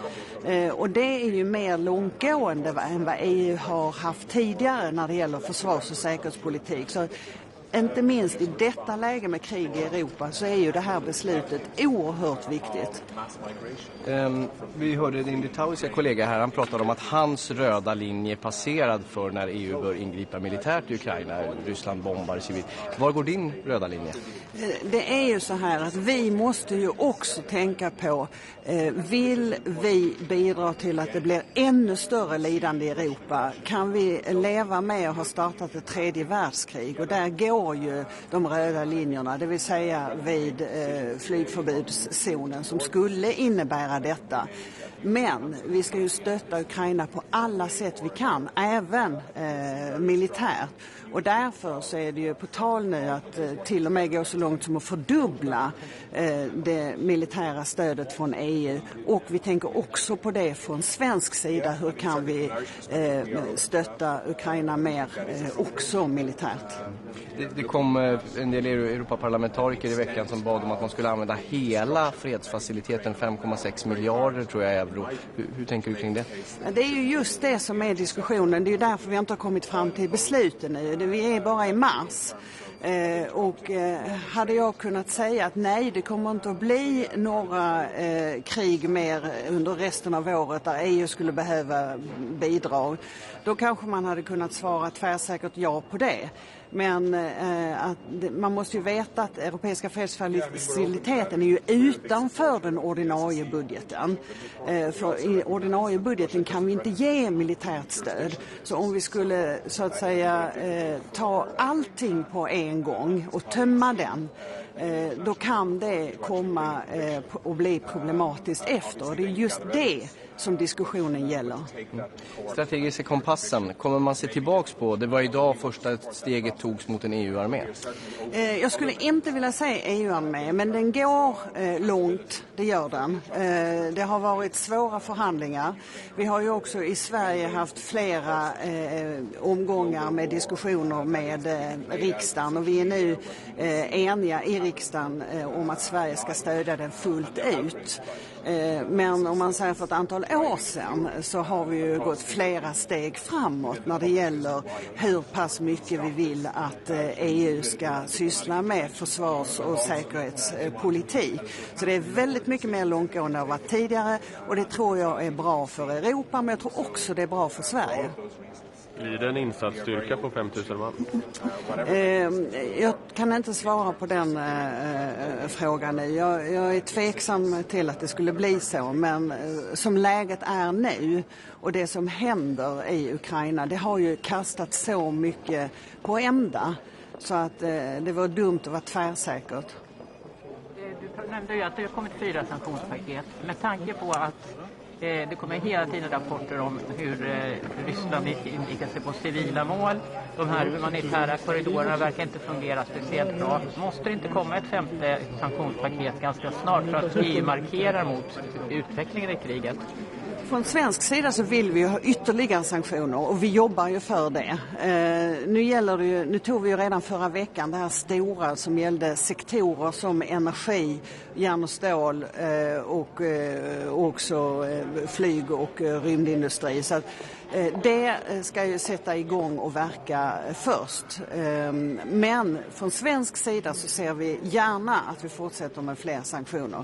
Jag kan nämna en sak till, och det är ju att en viktig punkt på dagordningen idag är ju Mali. Där kommer Sverige idag att kräva att vi avslutar EUs träningsmission i Mali och att vi suspenderar stödet via den europeiska fredsfaciliteten, där vi har beslut beslutat tidigare, men Sverige avstod att skicka flera miljoner till militärt stöd till Mali. Och det vill vi nu att vi suspenderar. Och det ska gå till Ukraina istället då, eller? Vi vill ju att man ska ge betydligt mer till Ukraina, och det är den diskussionen som pågår. Det kommer att bli mer till Ukraina. Frågan är bara hur mycket, men det kommer att bli betydande till Ukraina. Men och så förstås, är det 1 miljard, om man dubblar det, blir det 1 miljard euro då, eller vad? Nej, nu är det ju så att det är 4,5 miljon euro, och då skulle det vara 9 miljoner euro. I runda slängar, men det beror upp. Det är den diskussionen som pågår. Minister, just 2 questions in English. Bloomberg News. I was hoping to ask you about Biden's visit later this week. No, thank you. Okay, thank you.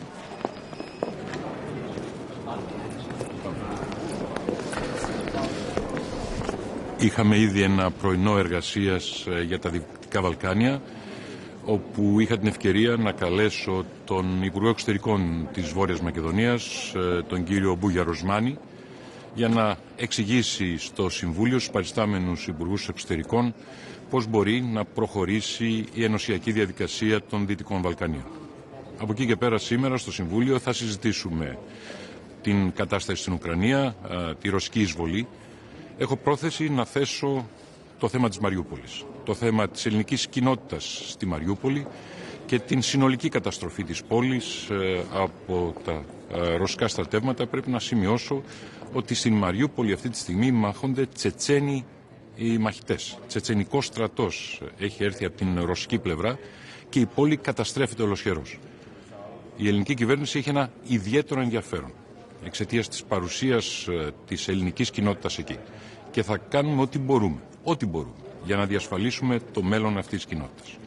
Από εκεί και πέρα θα έχουμε μια συζήτηση και για το Σαχέλ, μια άλλη περιοχή η οποία επηρεάζει την ασφάλεια στην Ευρώπη και επίσης τα ζητήματα της στρατηγικής πυξίδας. Το μέλλον της στρατηγικής μας προοπτικής και το πώς θα πορευτεί η Ευρώπη από εδώ και πέρα. Και είναι πολύ σημαντικό για την Ελλάδα αυτό που είπε ο Πρωθυπουργός κ. Μητσοτάκης. Οι δαπάνες για την άμυνα θα πρέπει να εξαιρεθούν από τους συγκεκριμένους υπολογισμούς. Η ευρωπαϊκή άμυνα πλέον είναι ένα ζήτημα που αφορά όλους, όχι μόνο την Ελλάδα.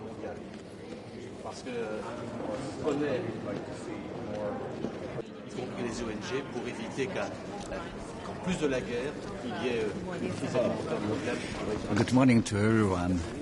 So unfortunately the Russian aggression in Ukraine continues.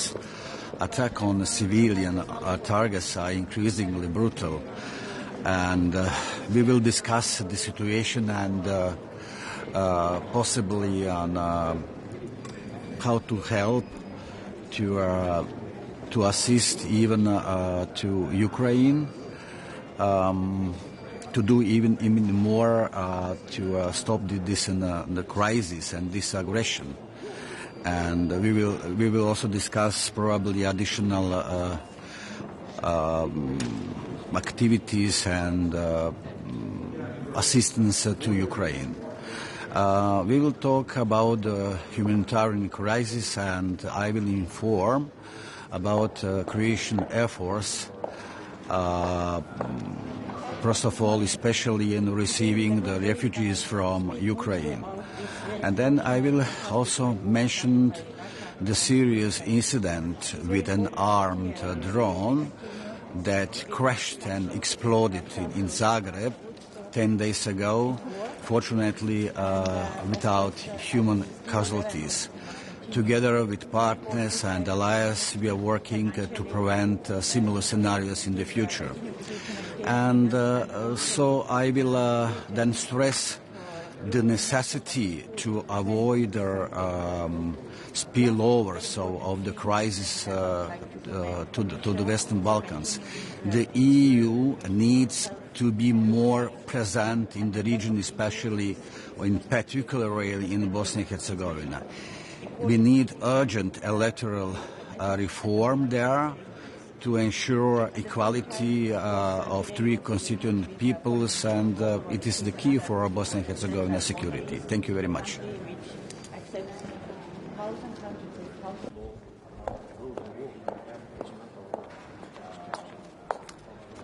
Good morning. Today, the whole day, we're going to speak mostly about this very unfortunate, unjustified war started by Russia against Ukraine. It is very important that here at the EU we continue with the sanctions against Russia so that Russia would stop this war. And of course, at the EU level also we must continue to support Ukraine economically, financially, continue to give humanitarian aid and also military means for Ukrainians so that they could defend their country. Last week, very important decision was made, and I would like to commend the Commission for continuing its work to help Ukraine to become a member of the EU. This EU perspective, is very important political message at the moment for Ukrainians. At the same time, of course, today also we meet with the Foreign Minister of Moldova, which is another important step, as Moldova is a country which accepts hundreds of thousands of refugees, and it is a difficult burden for their country.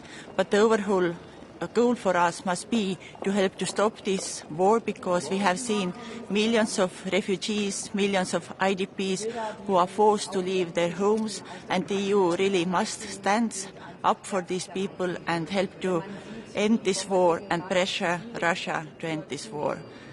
Last but not least, today we're also going to adopt the strategic compass of the EU, and this document must reflect current security concerns and also provide practical means for the EU how to avoid this kind of events in the future. Thank you. Yes.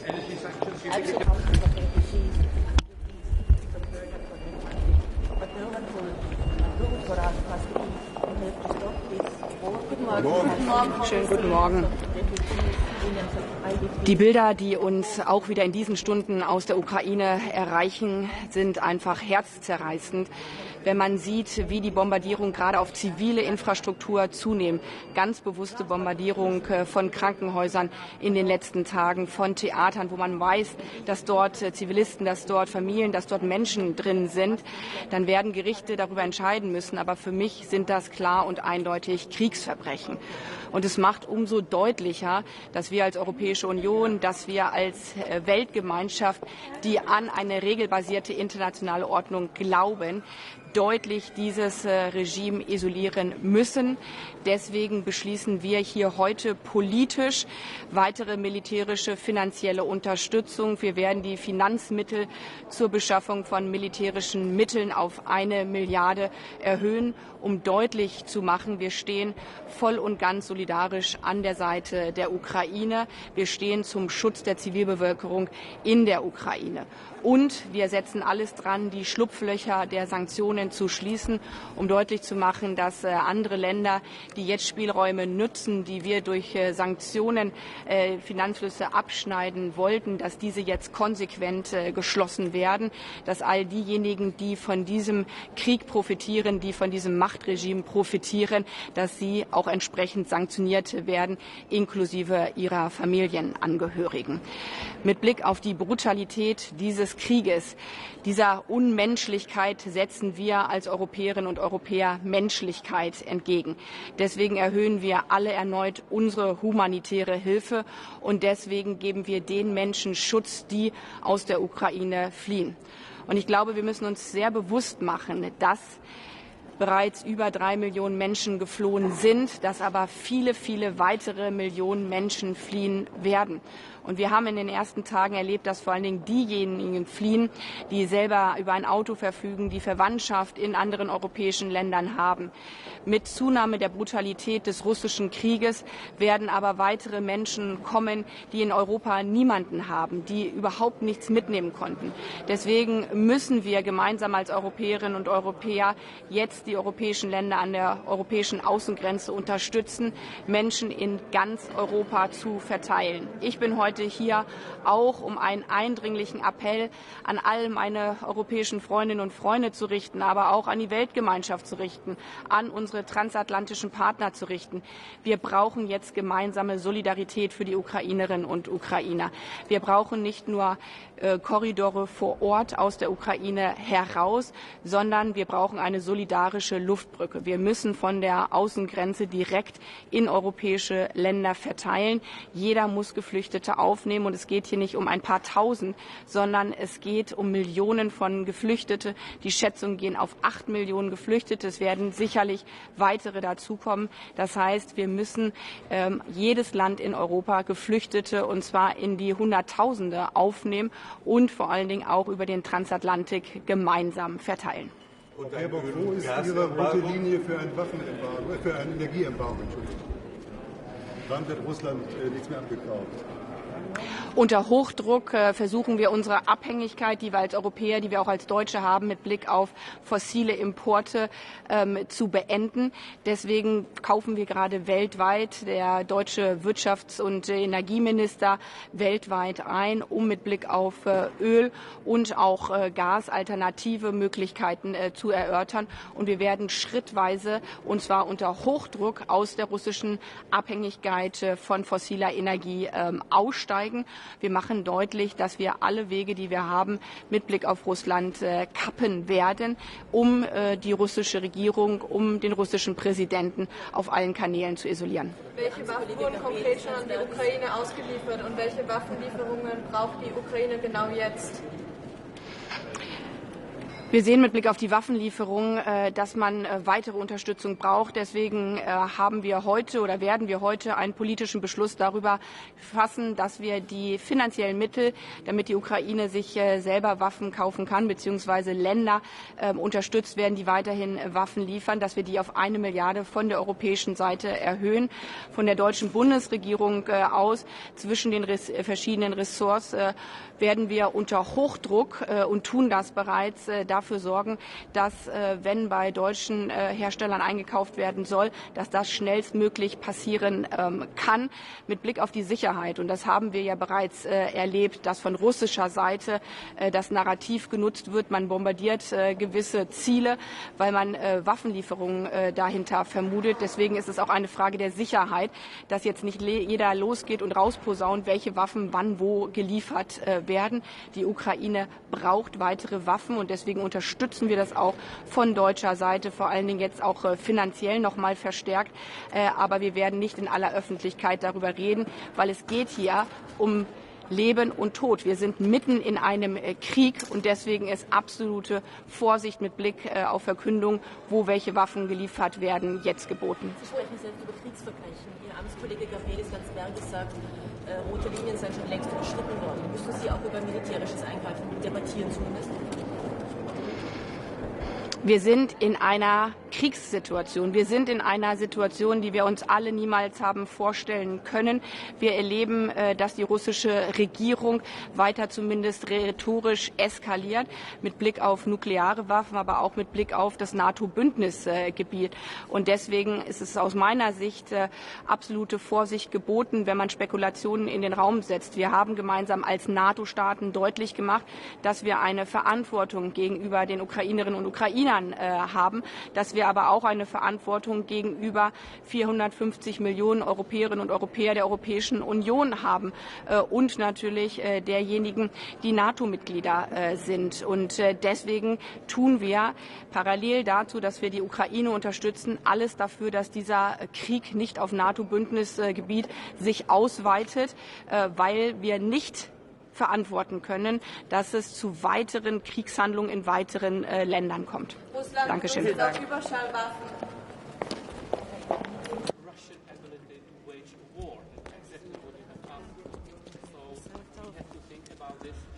Bom dia. Vivemos momento excepcional de crise que impõe respostas rápidas e também excepcionais. Uma primeira palavra de solidariedade para com o povo ucraniano, com quem temos uma grande responsabilidade, mas este momento pretende também ter uma resposta que garanta a segurança do abastecimento alimentar nos Estados-membros e também na Ucrânia. E por isso nós queremos hoje congratular a Comissão pelo facto de ter medidas já concretas, nomeadamente com a utilização da reserva de crise e com o armazenamento privado para a carne de porco. duas medidas importantes, mas que são apenas o princípio, porque para Portugal e para outros Estados-membros, tal como defendemos desde janeiro a esta parte, importa ter medidas adicionais, excepcionais e de crise, como é o caso da utilização de forma excepcional de fundos como o desenvolvimento rural. Ainda assim, a situação requer também que pensemos medidas, nomeadamente aquelas que implicam a utilização das compras comuns de fertilizantes ou outras matérias-primas para fazer face ao aumento de custos que neste momento se fazem sentir sobre os nossos agricultores e com isso possamos ter respostas adequadas a todo o tempo. É por isso que hoje neste Conselho de Ministros da Agricultura esperamos ter boas respostas que possamos dar aos agricultores europeus, mas também aos agricultores portugueses.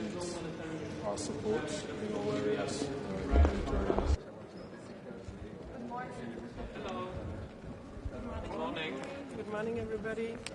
So, Czech Foreign Minister is ready for your answers. So, sir, your Prime Minister went to Ukraine last week. Can you give us some of the impressions that he gave you on his way back? How he saw the situation evolving? Yeah, so I'm extremely happy for this undoubtful gesture of support to Ukraine. From our historical experience, we know how important these gestures are.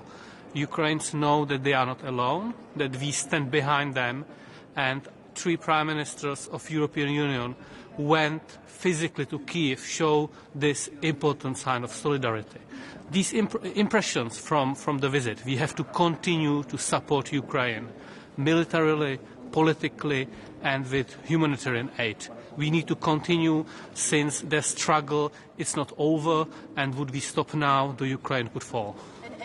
You say if we stop now, Ukraine will fall, but Yeah. a lot of the money that Russia makes, of course, is coming from energy. Yes. Should there Yes. be a more emphatic debate about this money-making machine that is Russia when And- it comes to oil, gas? And that what is the position of the Czech Republic all the time. To ban it. We have to have stronger sanctions, and please understand, sanctions are not about overthrowing Putin or to remove yachts from possession of his oligarchs and crooks.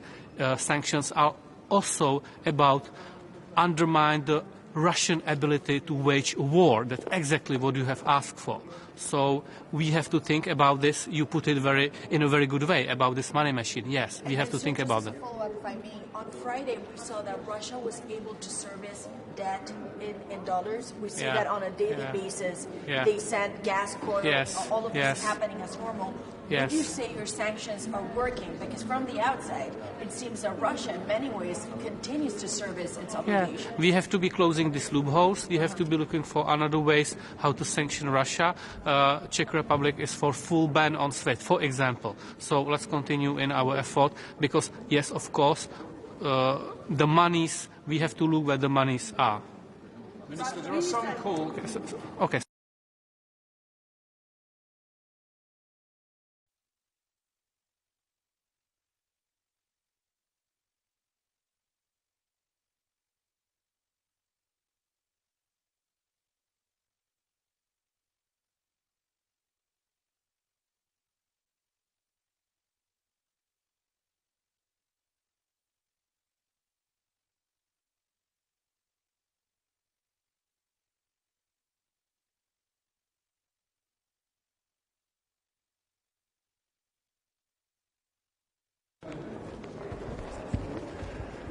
Hyvää huomenta kaikille. Tänään meillä keskustelussa on erityisesti maatalouden markkinatilanne ja siinä tietysti se lähtökohtana tuo Ukrainaan kohdistunut hyökkäys, jota nyt sitten täällä tarkasti tietysti maat seuraa. On tärkeää, että komissio seuraa ja reagoi riittävästi markkinatilanteen muutoksiin, jotta huoltovarmuutemme, meidän ruokaturvamme säilyy myöskin tässä poikkeuksellisessa tilanteessa. Komissiohan on suunnittelemassa myöskin pakettia tilanteen helpottamiseksi. Pidän tärkeänä, että siinä paketissa on mukana joustoja riittävästi jäsenmaille, jotta ne pystytään räätälöimään jäsenmaakohtaisesti tukijärjestelmiä. ja myöskin se, että ne saadaan mahdollisimman nopeasti maksuun. Se on myöskin tärkeää tilanteen helpottamiseksi viljelijöiden osalta. Muissa asioissa Itävalta tuo esille EUn valkuaisomavaraisuuden kohentamisen. Se on todella tärkeä asia myös huoltovarmuuden näkökulmasta ja tuen tätä ehdotusta täysin. Ja myös keskustelemme yhteisen maatalouspolitiikan CAPin uudistamisen tilanteesta. Saamme siitä tilannekatsauksen. Ja tässä toivon, että komissio käsittelee nuo maiden hyväksymismenettelyt CAP-suunnitelmien osalta mahdollisimman nopeasti, jotta ne saadaan voimaan niin, että viljelijät tietää, mitä politiikkatoimia tulee, ja myöskin, että jää riittävästi aikaa kansalliselle toimeenpanolle. Kiitoksia.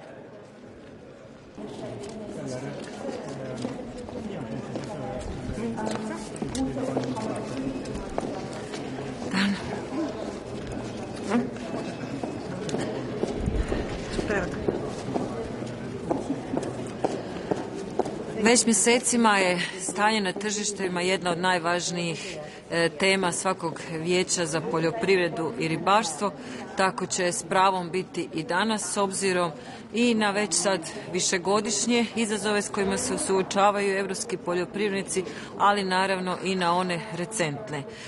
Komisija će danas predstaviti nacrt paketa pomoći europskim poljoprivrednicima. Istaknula bih prije svega paket vrijedan 500 milijuna eura koji će u najvećem dijelu biti formiran iz takozvane krizne rezerve. Također raspravljat će se o novom nacrtu privremenog okvira koji je vezan za kriznu situaciju, odnosno agresiju u Ukrajini i posljedice na sektor poljoprivrede i prehrane. Također komisija će predložiti korištenje dosadašnjih površina pod ugarom za druge namjene, prije svega za ispašu, proteinske i druge usjeve, što je u skladu sa prijedlogom kojeg je iznijela i Hrvatska. Hrvatska sve ove mjere podržava i zahvaljujemo komisiji također na odlučnosti, cijenimo odlučnost koju je komisija pokazala i brzinu s kojom će predložiti nove mjere. Druga važna točka je također rasprava o nacrtima strateških planova koji će biti osnovni dokumenti za korištenje europskih poljoprivrednih fondova u razdoblju od 1.1.23. do kraja 2027. godine. Kao što znate, Hrvatska je među onim zemljama koji su u skladu s ostavljenim rokovima podnijele službeno na komentare nacrt nacionalnog strateškog plana. Komisija će dati svoj prvi osvrt na dostavljene strateške planove, kao i predložiti određeni vremenski okvir.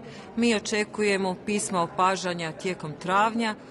Založili smo se za punu transparentnost i među onima su koji podržavaju javnu objavu takvih pisama opažanja u narednim mjesecima. Očekuje nas kvalitetan, jasan dijalog i vjerujem da će nacrti strateških planova biti usvojeni na vrijeme te služiti kao podloga za nastavak bez zapreka korištenja europskih poljoprivrednih fondova i pratećih nacionalnih sredstava na dobrobit svih europskih poljoprivrednika i prerađivača.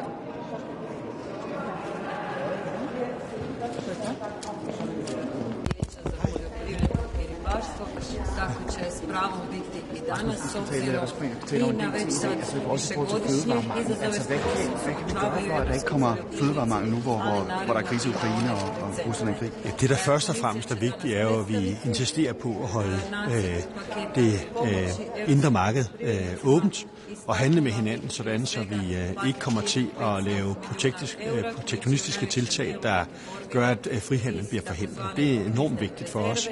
Det næste er jo, at det fremme det her med, kan vi begynde måske at inddrage noget brakjord eller noget andet og dyrke det. Det skal vi have en indgående diskussion af. Det jeg har sagt som Danmarks landbrugsminister, det er, at det med at tage eksisterende brakjord og pløje op og bruge pesticider, det er jeg i udgangspunktet skeptisk overfor, fordi det er meget, meget få fødevarer, man får ud af det, men miljø- og klimabelastningen er stor. Noget af det, man kan gøre, det er at overveje også, som Landbrug og Fødevare gør i Danmark, og lade være at tage mere ud til brak. Det er en diskussion, vi kan tage i forligskredsen.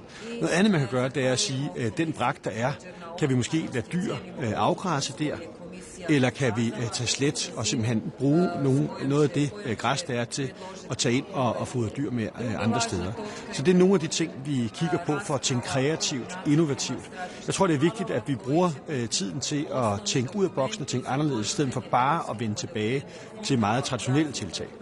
Men er du som minister bange for, at der kommer fødevaremangel i Europa nu her, som følge af krisen? Man skal altid være vågen i sådan en krisesituation som den her. Vi skal huske på, at Ukraine er Europas kornkammer, og vi står også og har brug for noget af den gødning, der kommer fra Ukraine og Rusland. Så der skal vi tænke i alternativer. I udgangspunktet mener vi ikke, at der er grund til at være nervøse. Slet ikke, hvis det er, at vi holder det indre marked åbent. Men det er klart, når der er krig på europæisk jord, så er vi nødt til at tænke de værste scenarier igennem. Jeg tror ikke, at vi er der, hvor vi kommer til at mangle fødevarer. Jeg tror, at vi desværre kommer til at opleve stigende priser, og det er jo slemt nok i sig selv. Men regulær mangel på fødevarer ser ingen grund til at frygte lige nu. I forhold til det her med brakjorden, du er ikke sådan specielt positivt indstillet over for det her forslag, men vil det ikke give meget god mening i den situation, vi er i lige nu, at tage det jord i brug, vi trods alt har liggende rundt omkring i Europa, frem for bare at lade det stå hen? Jo, men det kan man jo kigge på mange forskellige måder. Hvis der man begynder at pløje det op og bruge pesticider, så vil det være en uhensigtsmæssig stor klima- og miljøbelastning i forhold til, hvad der kommer ud af fødevarer i det.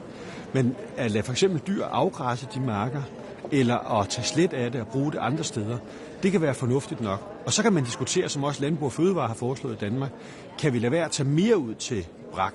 Og det er jo en diskussion, som jeg er villig til at tage med forligskredspartierne. Ukraine er jo ikke bare Europas kornkammer. Det er jo sådan set kornkammer fra rigtig mange andre steder i verden, også Afrika for eksempel. Altså, hvad kan vi gøre for at hjælpe folk på andre kontinenter med at holde deres fødevareforsyning kørende?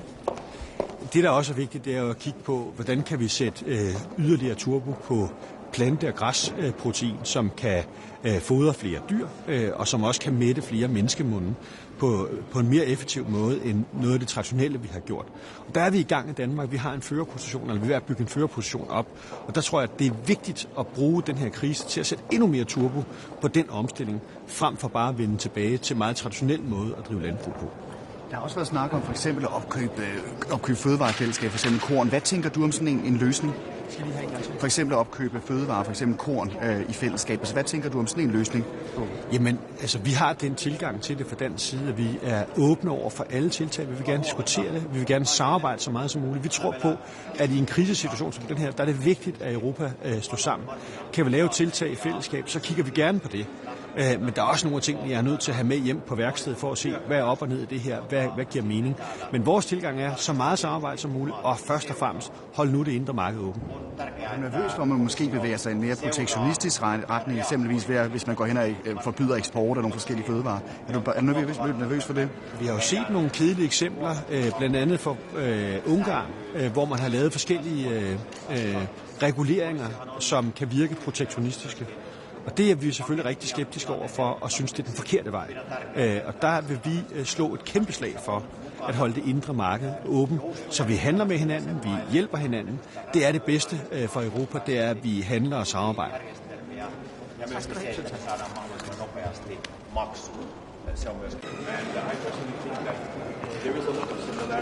Hello, good morning.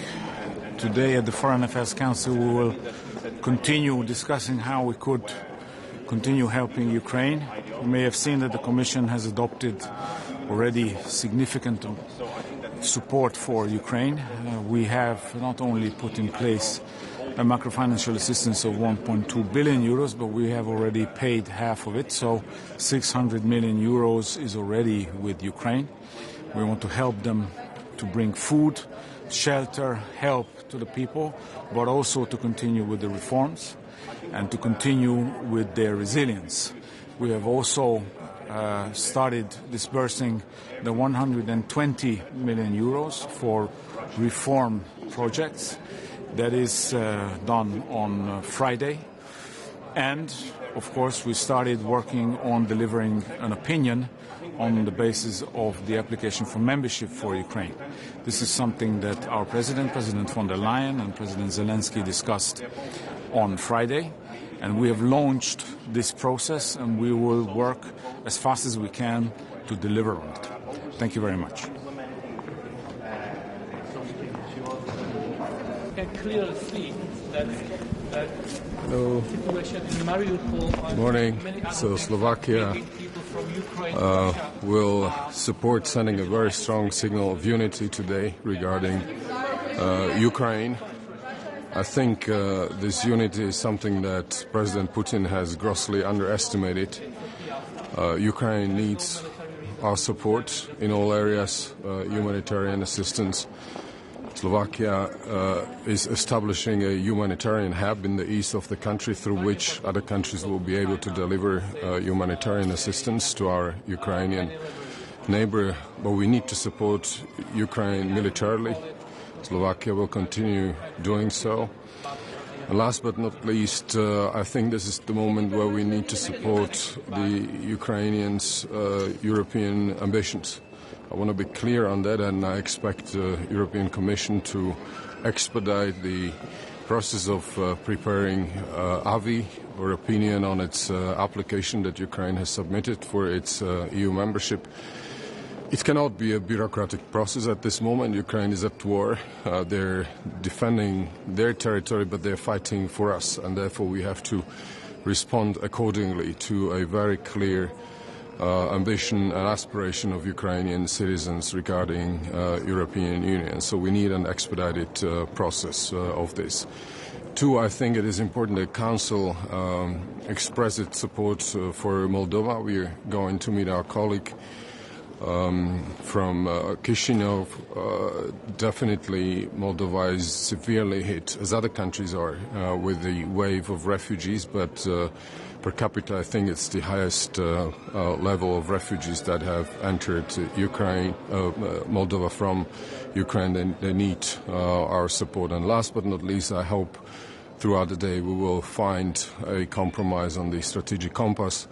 I think we expected when we started the work on it, on strategic compass a year ago, that it will be different circumstances under which it will be adopted, but this is the moment to overcome, let's say, differences, and I hope at the end of the day, at a common session of defense and foreign ministers, we'll be able to find a good compromise so that we know how to deal with the situation as we are finding ourselves right now with the war in Ukraine. Thank you. This week that sees President Biden here in Brussels, do you think you'll be able to get more sanctions, tougher sanctions? Do you think they could be extended to the energy sector? I think it is politically on the table, no doubt about that, because whether we like it or not, but through adopting or through receiving energy from Russia, we continue to fund or provide funds to Russia. This must be stopped. I'm speaking on behalf of Slovakia. This is very difficult because in a situation where you depend almost 100% when it comes to oil on deliveries from Russia, 85% on gas, we need a bit more time for that. But politically, I think this is the step that must remain on the table, and I expect a open discussion about that when President Biden comes. And sir, on the sanctions, however, on Friday we saw that Russia is still able to service its debt. It was able to do it in New York, like nothing was happening. It paid in dollars. Of course, every day you're buying also not necessarily your country, but the European Union, their energy exports. Would you say at this point there's many loopholes in your sanctions package? You promised the mother of all sanctions, but they still pay. Well, I think we've addressed already those loopholes in the fourth package, I think. That I cannot comment on that, but if this is the case, then we have to have a discussion about that because the loopholes had to be closed, no doubt about that. So that's clear for you? That's clear for me. Of course, we need to close those loopholes. Thank you very much. There have been some discussions about an international tribunal, not the International Criminal Court, but a Nuremberg-type tribunal. Is that a serious... I mean, lots of former statesmen are saying it's the right idea. Is it a serious idea, and is your country open to it? Well, we are open to discuss that, but what I would like to advocate that we have a common discussion about it amongst us foreign ministers, and not that we are basically witness with somebody coming up with the idea outside of the negotiating room, and then we have to see what can be achieved. But I'm absolutely ready to discuss that. Thank you very much. Zabezpečenie Morgen. Ich darf Sie heute vor dem Agrarministerrat informieren. Für uns ist das heute eine sehr wichtige Sitzung in Brüssel. Die Aggression Russlands gegenüber der Ukraine hält die Welt und vor allem Europa bereits seit Wochen im Atem. Vor allem die humanitäre Situation der Menschen in der Ukraine ist wirklich eine sehr, sehr besorgniserregende. Wir hoffen natürlich alle, dass dieser Krieg sehr schnell beendet ist, sehen sehr viele Herausforderungen in Europa durch diesen Krieg Russlands in der Ukraine auf uns zukommen. Und ein ganz zentraler Punkt ist natürlich die Lebensmittelversorgung. Die Lebensmittelversorgung zum einen einmal in Europa hat sehr stark auch damit zu tun, dass wir sehr stark abhängig sind von Betriebsmitteln, die aus Russland und der Ukraine geliefert werden bzw. importiert werden. Das betrifft auch uns in Österreich. Zum anderen sehen wir, dass aktuell ganz gezielt ukrainische Infrastruktur im Lebensmittelbereich, in der agrarischen Produktion attackiert wird. Sie müssen wissen, dass das World Food Program vor allem in der Westukraine massiv Agrarflächen nutzt, um dort Lebensmittelproduktion für Nordafrika zu betreiben. Das heißt, in den nächsten Monaten des Jahres beziehungsweise auch darüber hinaus müssen wir davon ausgehen, dass vor allem auch für die Lebensmittelhilfe weltweit Getreide fehlt, Lebensmittel fehlen, die ganz wichtig sind. Deswegen fordern wir vor allem von österreichischer Seite die EU-Kommission auf, vor allem auch die Flächen, die jetzt stillgelegt sind, brache Flächen in der Europäischen Union für die Lebensmittelproduktion freizugeben.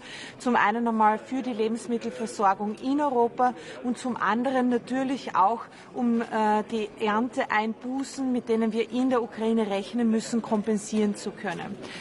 Die EU-Kommission ist bereits mit einem Vorschlag gekommen. Das würde 4 Millionen Flächen in Europa betreffen. Für Österreich würden es rund 9.000 Hektar Fläche bedeuten, die zusätzlich in den Anbau gelangen könnten für das heurige Jahr.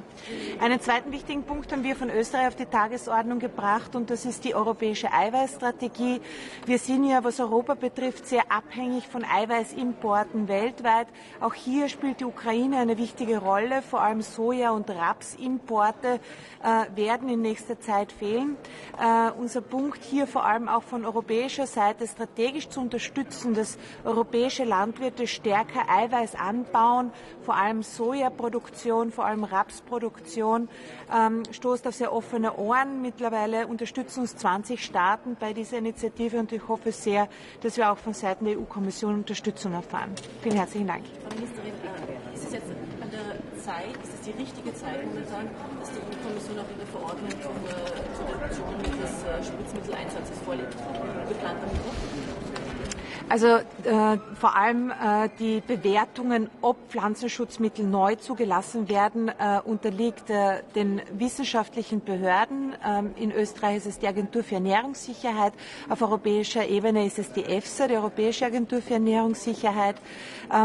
Grundsätzlich kann man natürlich über Neuzulassungen diskutieren. Das alles soll aber natürlich wissenschaftlichen Kriterien erfolgen. Aber es geht ja darum, die Kommission will ja vorschlagen, dass die EU-Länder verpflichtend den Pestizideinsatz reduzieren. War für Mittwoch ein Vorschlag geplant. Soll man den jetzt verschieben angesichts dieser möglichen Engpässe, was auch in Österreich verfolgen wir bereits seit vielen Jahren die Strategie des integrierten Pflanzenschutzes und hier vor allem auch einer Reduktion. Es soll nur das angewendet werden, was unbedingt notwendig ist und das kann man durchaus auch weiter auf europäischer Ebene verfolgen. Ich glaube nur generell, dass es jetzt sehr wichtig wäre, die Produktion zu intensivieren, vor allem auch brache Flächen in die Produktion zu nehmen, um so das Fehlen der Lebensmittelproduktion in der Ukraine kompensieren zu können. Österreich wird es unterstützen, dass man sich es auch grundlegend einmal anschaut. Ich halte es für sehr wichtig, dass wir jetzt die Lebensmittelproduktion in Europa intensivieren. Die nächsten Monate werden sehr kritisch werden, vor allem was auch Lebensmittellieferungen nach Nordafrika betrifft, was Entwicklungshilfe betrifft, was Hilfsprogramme betrifft. Und ich glaube, da sollen wir in Europa jetzt den Fokus einmal auf die Produktion lenken. Ist es vielleicht jetzt sogar eine Chance, mehr Konsum zu forcieren, wenn die Ukraine Linie als Weizenproduzent wegfällt? Ich halte das eher für eine sehr schwierige Diskussion, ohne wirklich Folgeabschätzungen, die man dann auch zu leisten hat. Meiner Meinung nach wäre es sehr wichtig, dass vor allem jene Flächen, die in der Ukraine für das Ernährungsprogramm, für das Welternährungsprogramm zur Verfügung stehen, kompensiert werden. Beim Mercosur-Abkommen geht es ja vornehmlich um Fleischimporte, Zuckerimporte. Das ist aktuell jetzt nicht das drängendste Problem. Ganz entscheidend wird vor allem die Getreide- und Eiweißproduktion in den nächsten Monaten sein.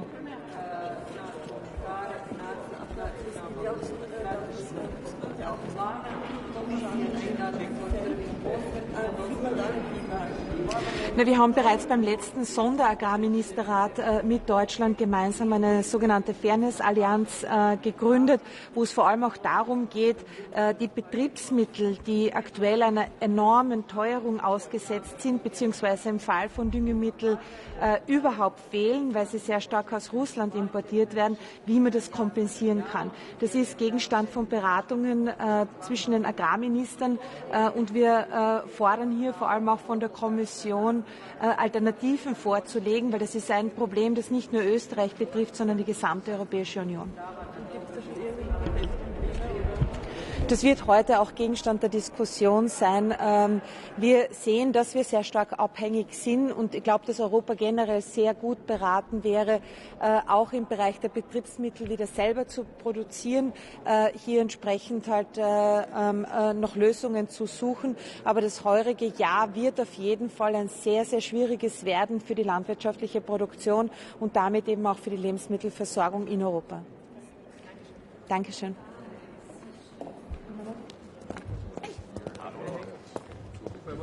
Ja, absolut. Då undrar jag, hur ska Europa tackla den här krisen med höga priser och brister på livsmedel? Ja, men vad vi idag ska diskutera är ju marknadssituationen. Kommissionen kommer komma med förslag. Några har aviserats. Vi ska diskutera de olika. Det handlar bland annat kanske om att det som ligger i träda inte låta det göra längre för att öka livsmedelsproduktionen. Men det handlar också om krismekanismer och andra saker. Och det handlar ju också naturligtvis om hur stöttar vi Ukraina i det här läget. Är det dags att sänka klimatambitionerna eller kanske tillåta import av varor som för tillfället är otillåtna? Det är också några av våra förslagen som kommissionen kommer lägga och Sverige är beredd att tillfälligt göra sådana åtgärder för att helt enkelt se till att livsmedelsförsörjningen i EU fungerar. Men ska det gälla då bara import eller även svenska och europeiska lantbrukare att de kan få undantag från vissa krav?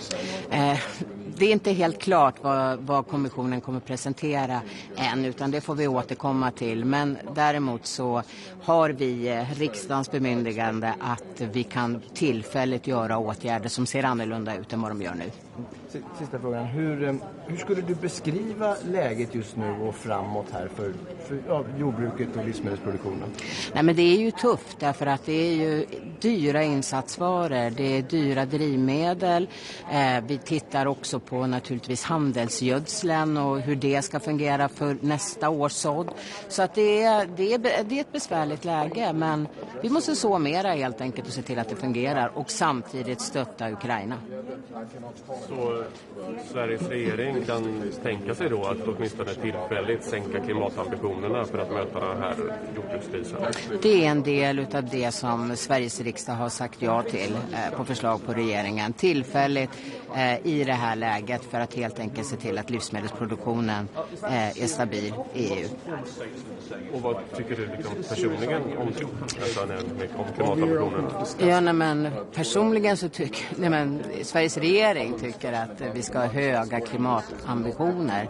Men vi kan också se i det läge vi har just nu där Ukraina och Ryssland, stora kornbodar för hela världen, stort också för många i EU, att vi behöver åtgärder, tillfälliga åtgärder som ser annorlunda ut. Hur stor påverkan blir det på Sverige och Sveriges livsmedelsförsörjning, svenska lantbrukare, det här kriget? Ja, men det kan vi ju redan se. Regeringen har ju redan aviserat en stödmiljard med sänkta priser eller sänkta för drivmedel och diesel till exempel. Också stöttning till de sektorer i Sverige som har det tuffast, det vill säga fjäderfä och grissektorn där vi har extra stöd. Så det är klart att det betyder någonting för hela jordbruket i EU men också för Sverige. Är det aktuellt med ännu mer stöd? Men vad som är aktuellt nu det är att höra vad EU säger. Det handlar också om vi kan få till statsstödsramverket så det ser mera ut som det gjorde till exempel under pandemin där vi också kunde då gå in och stötta på ett annat sätt. Så det handlar om flera olika åtgärder. Nu är vi här idag för att höra vad kommissionen har att säga. Sverige har ju tidigare velat reformera jordbrukspolitiken inom EU och inte lägga så jättemycket pengar som man har gjort på europeiska jordbruket. I det här läget är det kanske positivt att man ändå lägger de här pengarna, att man har ett mer självförsörjning i Europa? Ja, men att ha ett marknadsorienterat jordbruk har ju varit Sveriges åsikt länge och det kan vi ju också se hur det funkade till exempel under pandemin, att det var ändamålsenligt. Marknadsflödena fungerade och vi hade ingen livsmedelskris. Vi har fortfarande ingen livsmedelskris, men däremot så kan vi se att i det här specifika läget så kan det behövas andra åtgärder, ja. Hur stor effekt kan åtgärderna få på livsmedelspriserna? Går det att säga någonting om hur effekten av de åtgärderna som ni nu diskuterar? Vi kan ju redan se nu att livsmedelspriserna har gått upp. Men vi får ju också se hur lång och djupvarig den här Rysslands olagliga invasion av Ukraina, hur länge det här krisen fortsätter. Så att det är svårt att säga någonting nu, men vi kan redan nu se att livsmedelspriserna har ökat. Och på längre sikt, skördar uteblir ju väl här nu under sommar och hösten då, så hur ser det ut längre fram? Går det att säga någonting om det? Går inte att säga någonting om det, mer än att vi ser att livsmedelspriserna de ökar. Och det är ju så också att bonden måste ju också ha betalt och det är där de dyra insatsvarorna just nu är. LRF, kanske inte helt överraskande, ute idag i en debattartikel och tycker att mer stöd krävs. Sänkt dieselskatt till 0 och så vidare. Är det saker som kan vara aktuella? Reduktionsplikten var de väl också... Sänkt dieselskatt till 0, det blir det ju i och med det. Både det paketet som presenterades för jordbruket men även det som finansministern presenterade för någon vecka sedan. Då kommer ju det för svensk jordbruk vara 0 helt enkelt. Så att det ligger just nu redan som förslag. Vi får återkomma om det, men som det ser ut just nu så vill vi också höra vad vi kan göra, därför att mycket av jordbrukspolitiken är styrt av statsstödsregler i EU och kanske de också måste förändras. Men alla länder är väl mer eller mindre inne på samma linje här, att mycket måste göras nu? De flesta medlemsstater absolut är det, och det är det vi ska ha möte om nu.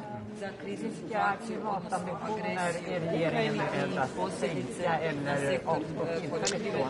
Men de detaljerna har inte framkommit än, utan det handlar om det som vi importerar och vi får höra vad kommissionen har att säga idag helt enkelt. Men det får importen främst inte våra egna? Det som jag har fått till mig än så länge från kommissionen så gäller det importen. Är det inte, det kanske jag minns fel, men alltså, när man pratar om att landområden som normalt ska ligga i träda, inte ligger i träda, det är ändå inom den egna produktionen? Det är precis, det är naturligtvis den 5% som ligger i träda, där är ju ändå förslaget att det inte ska ligga i träda för att kunna öka livsmedelsproduktionen. Det är helt rätt.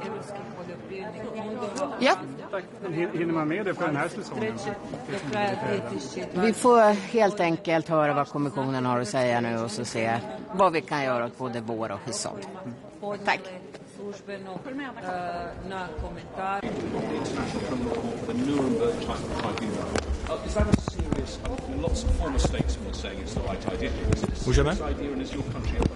Okay. Dobré ráno. Dnes na Radě ministrů v Bruselu budeme projednávat řadu témat. Pro mě to je jedno z nejzásadnějších, že věnujeme se a budeme se věnovat dostatečné potravinové bezpečnosti, spíš bych řekl zabezpečení Takže bych chtěl ujistit, jak Česká republika jsme zabezpečení, máme dostatek potravin, ale i celá Evropská unie je potravinově soběstačná a dokonce má nadprodukci potravin. Velice důležitým tématem a očekávám, že dneska Evropská komise představí přímé podpory do nejvíce ohrožených sektorů, po čem jsme volali v předcházejících měsících a naše úsilí bude korunováno úspěchem. Za nás, za Českou republiku, ty vyčleněné prostředky, o kterých budeme dneska jednat, jsou zejména do sektoru prasat, ale velice tíživou situaci máme taktéž v sektoru jablek. A samozřejmě budeme se věnovat novému strategickému plánu společné zemědělské politiky. Toto zajímá všechny členské státy a samozřejmě i naše zemědělce. Protože agrotechnické lhůty jsou nekompromisní a naši zemědělci potřebují co nejdříve vědět, kdy budou a co potřebovat zasít. Děkuji a těším se.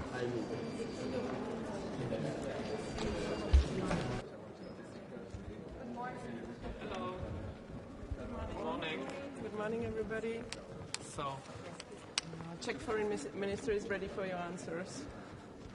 So, sir, your Prime Minister went to Ukraine last week. Can you give us some of the impressions that he gave you on his way back, how he saw the situation evolving? Yeah, so I am extremely happy for this undoubtful gesture of support to Ukraine. From our historical experience, we know how important these gestures are. Ukrainians know that they are not alone, that we stand behind them, and 3 prime ministers of European Union went physically to Kiev show this important sign of solidarity. These impressions from the visit, we have to continue to support Ukraine militarily, politically, and with humanitarian aid. We need to continue since the struggle is not over, and would we stop now, the Ukraine would fall. You say if we stop now, Ukraine will fall, but a lot of the money that Russia makes, of course, is coming from energy. Yes. Should there be a more emphatic debate about this money-making machine that is Russia when it comes to oil gas? And that what is the position of the Czech Republic all the time. We have to have stronger sanctions, and please understand, sanctions are not about overthrowing Putin or to remove yachts from possession of his oligarchs and crooks. Sanctions are also about undermine the Russian ability to wage war. That's exactly what you have asked for. So we have to think about this. You put it in a very good way about this money machine. Yes, we have to think about that. Follow up, if I may. On Friday, we saw that Russia was able to service debt in dollars. We see that on a daily basis. They send gas, oil, all of this is happening as normal. Would you say your sanctions are working? Because from the outside, it seems that Russia, in many ways, continues to service its obligations. We have to be closing these loopholes. We have to be looking for another ways how to sanction Russia. Czech Republic is for full ban on SWIFT, for example. So let's continue in our effort because, yes, of course, the monies, we have to look where the monies are. Minister, there are some calls. Okay, sorry, yeah. Do you believe Putin and his regime in these negotiations? Sorry, again? Do you believe in Putin and his regime in these negotiations with Ukrainians? Because today will be fifth round. As President Theodore Roosevelt said, you can negotiate, but you have to have a big stick in your hand. I think this is the way how to negotiate then. We have to support Ukraine. Minister, there are some calls for a tribunal needing to be set up, not the International Criminal Court, but a Nuremberg-type tribunal. Is that something you are open to? Are there actual discussions about that sort of proposal? Honestly, it's too soon to have this kind of debates, but we can clearly see that situation in Mariupol and many other things like bringing people from Ukraine to Russia are criminal acts against international law. Yeah, Russia definitely. Sorry. Russia has started using hypersonic weapons. What does it mean for the further developments in the conflict? It's a PR stunt. There is no military reason to use them. It's just for media to write about hypersonic weapons. Would you support China in mediating between Russia and Ukraine? It is very important to talk to China since they have many leverages on Russia. So maybe I wouldn't call it to be some kind of negotiator, but we have to talk to them. Yeah. Thank you very much, ladies and gentlemen. Thank you. Goodbye.